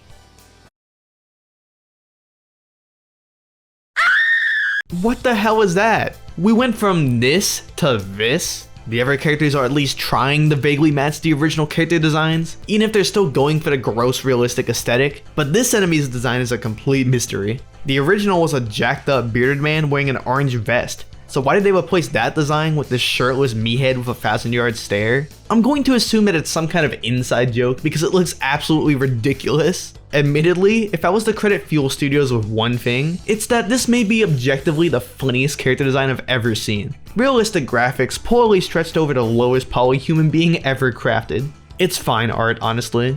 But believe it or not even Ripley could prepare you for by far the most confusing removal in the whole game. In the arcade game, you end each of the levels with a boss fight, where you alternate between attacking the boss and shooting the projectiles he fires. It's not all too hard, or at least not any harder than the rest of the game. Regardless, it's a fun way to finish the level that feels conclusive. And you know it's better than just displaying level clear text when you walk up to a door like a different version of the game. So, as you've likely picked up on by this point, the bosses are completely gone from the N-Gage version, which isn't all that surprising since I cut 2 levels in half, meaning that they would have had to design at least one ever boss to fill that spot, and as we all know, that's far too much effort for Fuel Studios.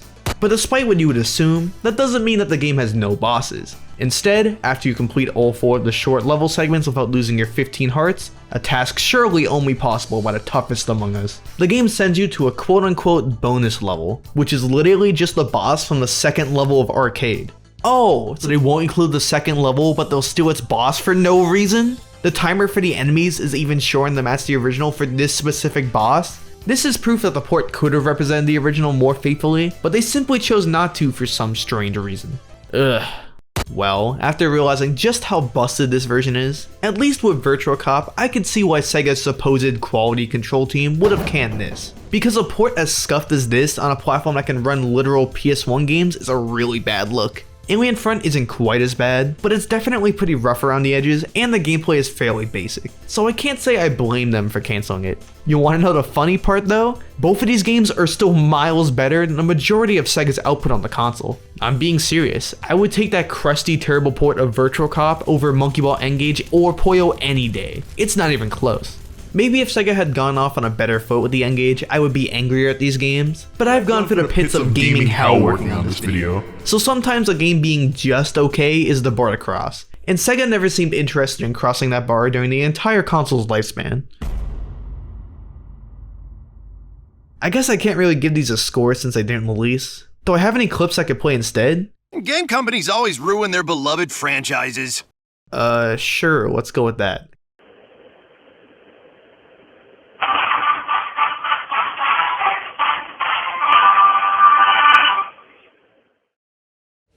With that, we're finally done talking about every single Sega game released on the Nokia N-Gage. And this is normally the part of the video where I show the chart of the rankings and talk about them.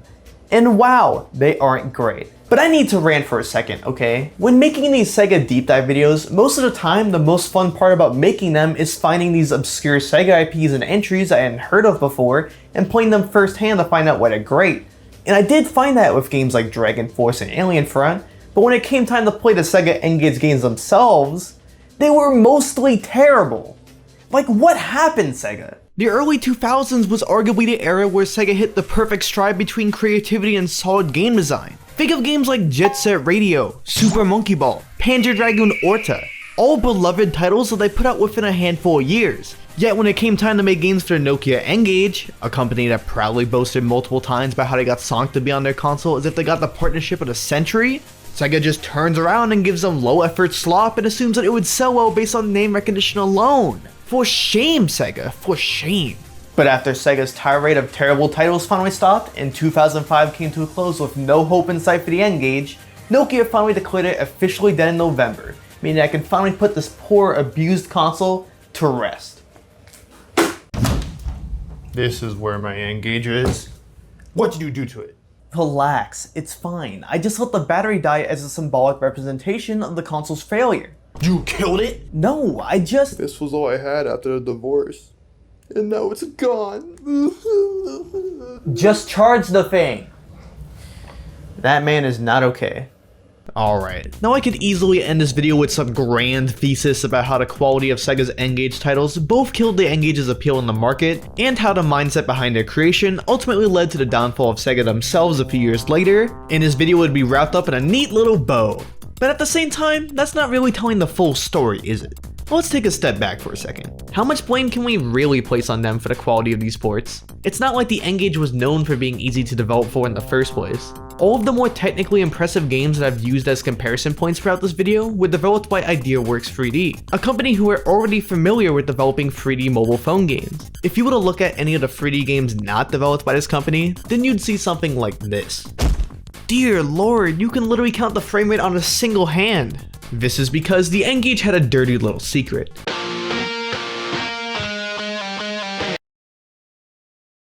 It has no extra hardware in it specifically for running games. It's the same specs and parts as any other high-end Nokia phone at the time. The only change is that the buttons and D-pad are arranged like a Game Boy Advance. In fact, with enough know-how, you can even run N-Gage games on ever Nokia phones in the same series just fine. The N-Gage phone itself is just another gimmick to try to draw in sales from quote-unquote gamers. So I'm not surprised at all that developers had a hard time developing for this thing. They went in expecting the specs of a proper handheld, then were given another generic Symbian phone and told good luck. Seriously though, despite the fact that the N-Gage is, you know, a phone, it was mostly sold at retail stores, namely GameStop, which would be like if I promoted this very video by announcing that it's being uploaded exclusively to Dailymotion. It requires a SIM card, and therefore a phone plan in order to play games at all. Granted, the original N-Gage did come with a built-in T-Mobile phone plan, and the QD came with a dummy SIM card, so you could use it as a standalone gaming device if you wanted to, but either way, it just further highlights the identity problems that this console clearly had from the start. Nokia's product is definitely being looked at, but we think that it's more convenient to have separate products for your telephone and games console. Damn. When you're catching strays from Miyamoto, you know you messed up. So even if I wasn't impressed by any of Sega's output on this console, like at all, even a little bit, I wouldn't have been surprised if they also felt a little burned by Nokia as well. Because at the same time that they were developing Pocket Kingdom, Nintendo was at E3 promoting their fancy 3D handheld device called the Dual Screen or whatever. I'm sure none of you have heard of it. But amongst the various kiosk demos for upcoming games, there was something being shown off called Sonic Demo. Interesting that Sega seems to be supporting a device in direct competition to the N-Gage, considering that they were developing an exclusive for it. And it's also worth noting that at this very E3 conference, where the very well received reveal for the DS happened, was in May of 2004, which is around the time that those two cancelled N-Gage games were supposed to release. I'm sure it's a coincidence. Although I certainly wouldn't blame Sega for jumping ship. The DS was significantly more powerful than the N-Gage, was $50 cheaper than the QD, and the price of games matched the N-Gage at $30, and was cheaper than most Game Boy Advance games were at launch. So for most consumers at the time, it likely shined a spotlight on the biggest issue that the N-Gage had. The games were being sold with a fairly high $30 price tag, yet they had the production value of being a cheap mobile phone game. It's the same problem with a game like Final Fantasy 15 Pocket Edition. At the time, it was an alright little RPG based on the content and story of the console game it was based on. Honestly, in a lot of ways it was pretty good, but a few years later they decided to make Pocket Edition HD and put it on consoles for $30. Meaning that naturally, when it got compared to the AAA RPG that had millions of dollars invested into it, Pocket Edition was obviously going to look terrible in comparison. So when you have the choice between the crusty Symbian version of Spider-Man 2 and the crusty 3D version of Spider-Man 2 for the same price, people are going to pick the DS version every time. Nokia should have just been honest from the start and sold these as the cheap mobile games that they are. It's a shame since the concept of combining gaming with phones genuinely could have worked. Even at their worst, games like SonicN and Sega Rally were still significantly better than the competition in the mobile phone gaming space at the time. The problem is that they tried to market the N-Gage as a competitor to standalone handheld consoles, which it was never going to compete with. They should have focused on marketing this as a higher end phone that could conveniently also play games on the side, so you didn't need to constantly worry about keeping an expensive handheld console with you, since you can just play the same games on your phone. Focusing on targeting the existing mobile gaming market as a point of ridicule. That way, the semi-subpar nature of the games could still be somewhat excusable. But even with that angle, the main problem would have been needing to still pay $30 for a gaming case that you would have to worry about keeping on you. Something like this really would have worked better as a digital distribution service, which Nokia themselves must have realized, since once the N-Gage console died in 2007, it was swiftly replaced in April the next year with the N-Gage 2.0 service. This fixes a ton of the issues that I just mentioned. It was available on several phones instead of just being locked to one. Some games can be played in widescreen and not just portrait mode. And despite there being a complete lack of Sega here, there were still some genuinely good games on this service, like an admittedly crusty port of Guitar Hero World Tour, Metal Gear Solid Mobile, and Resident Evil Degeneration, which is a tie-in game to the movie of the same name, and pretty much just serves as a downgraded sequel to the main Resident Evil 4. But there was just one pesky little problem with N-Gage 2.0. You see, there was this device called the iPhone that was released in 2007, which apparently got its own online game distribution service called the App Store a mere 2 months after N-Gage 2.0 launched. Plus, if you happen to look at what game was at the top of the App Store in sales at launch, hey look, it's Super Monkey Ball! And once you know it, N-Gage 2.0 would coincidentally stop adding new games to its service in 2009, before getting shut down in 2011 for no reason I could think of. I just find it interesting Sega went from releasing free launch titles for the N-Gage to arguably assisting in the brand's death just 5 years later. It's almost like they never cared about the N-Gage at all, knew it would fail, and just cashed in their Nokia checks and bailed once they could, moving on to work with Apple, who they still partner with on exclusive games to this day. It certainly wouldn't be the first time that Sega screwed over a failed console for similarly petty reasons. So I was going to end this video with some kind of dumb gag like I usually do, but I feel like the conclusion of Sega made bad games therefore the console is bad would imply that there is nothing of value at all in this console, which is far from the truth. So I'm instead going to end this video by talking about actually good N-Gage games worth checking out, for people who have interest in this bizarre piece of history. The first is Ashen. I brought it up earlier in the video, but it's a first-person shooter where you need to figure out what happened to your sister Vanessa after she wrote to you that she supposedly found the fictitious city of Magabur. Along the way, you platform and shoot through fairly large 3D levels full of water, complex lighting effects, and plenty of monsters. It's genuinely an incredibly fun boomer shooter and miles better than anything else you could find in the portable gaming market at the time. If it wasn't locked away on the N-Gage, it would be considered a gaming classic today. So get on it, Night Dive Studios. The second one I want to shout out is Elder Scrolls Travel's Shadowkey. It was technically the third entry in the mobile subset of the Elder Scrolls series, but more importantly, it's easily the most impressive N-Gage game ever released. It is the second fully 3D entry in the Elder Scrolls series, released only 2 years after Morrowind, which is crazy to think about. Seriously, it's a full-blown RPG experience on a goddamn cell phone. Sure, the draw distance is kinda terrible, and the controls certainly take some getting used to, but the sense of exploration and adventure is completely intact. If that wasn't crazy enough, the game even allows up to 4-player co-op multiplayer. If there was any killer app for the N-Gage, this would be the one. And lastly, I want to shout out the N-Gage community itself. There is no place on the internet more dedicated to the discussion and preservation of anything N-Gage. Thanks to them, you can now use the console as a Bluetooth controller, find high quality scans of old promo art, and even play Celeste Classic on the thing. You gotta admit, that's pretty cool. So if any of you watching want to learn more about the N-Gage itself, I would implore you to check out the fan-run N-Gage community Discord. It's surprisingly active. The system even got a new physical game release this year. See? The N-Gage library isn't that bad. If I were to put it on some sort of theoretical bad console tier list, it'd be above the PlayStation Vita but below the Wii U. Which really isn't that bad considering how short-lived the lifespan really was for this thing. Wait, I seem to be getting a call. Someone's about to pass me on the old-time owners board? This can't be!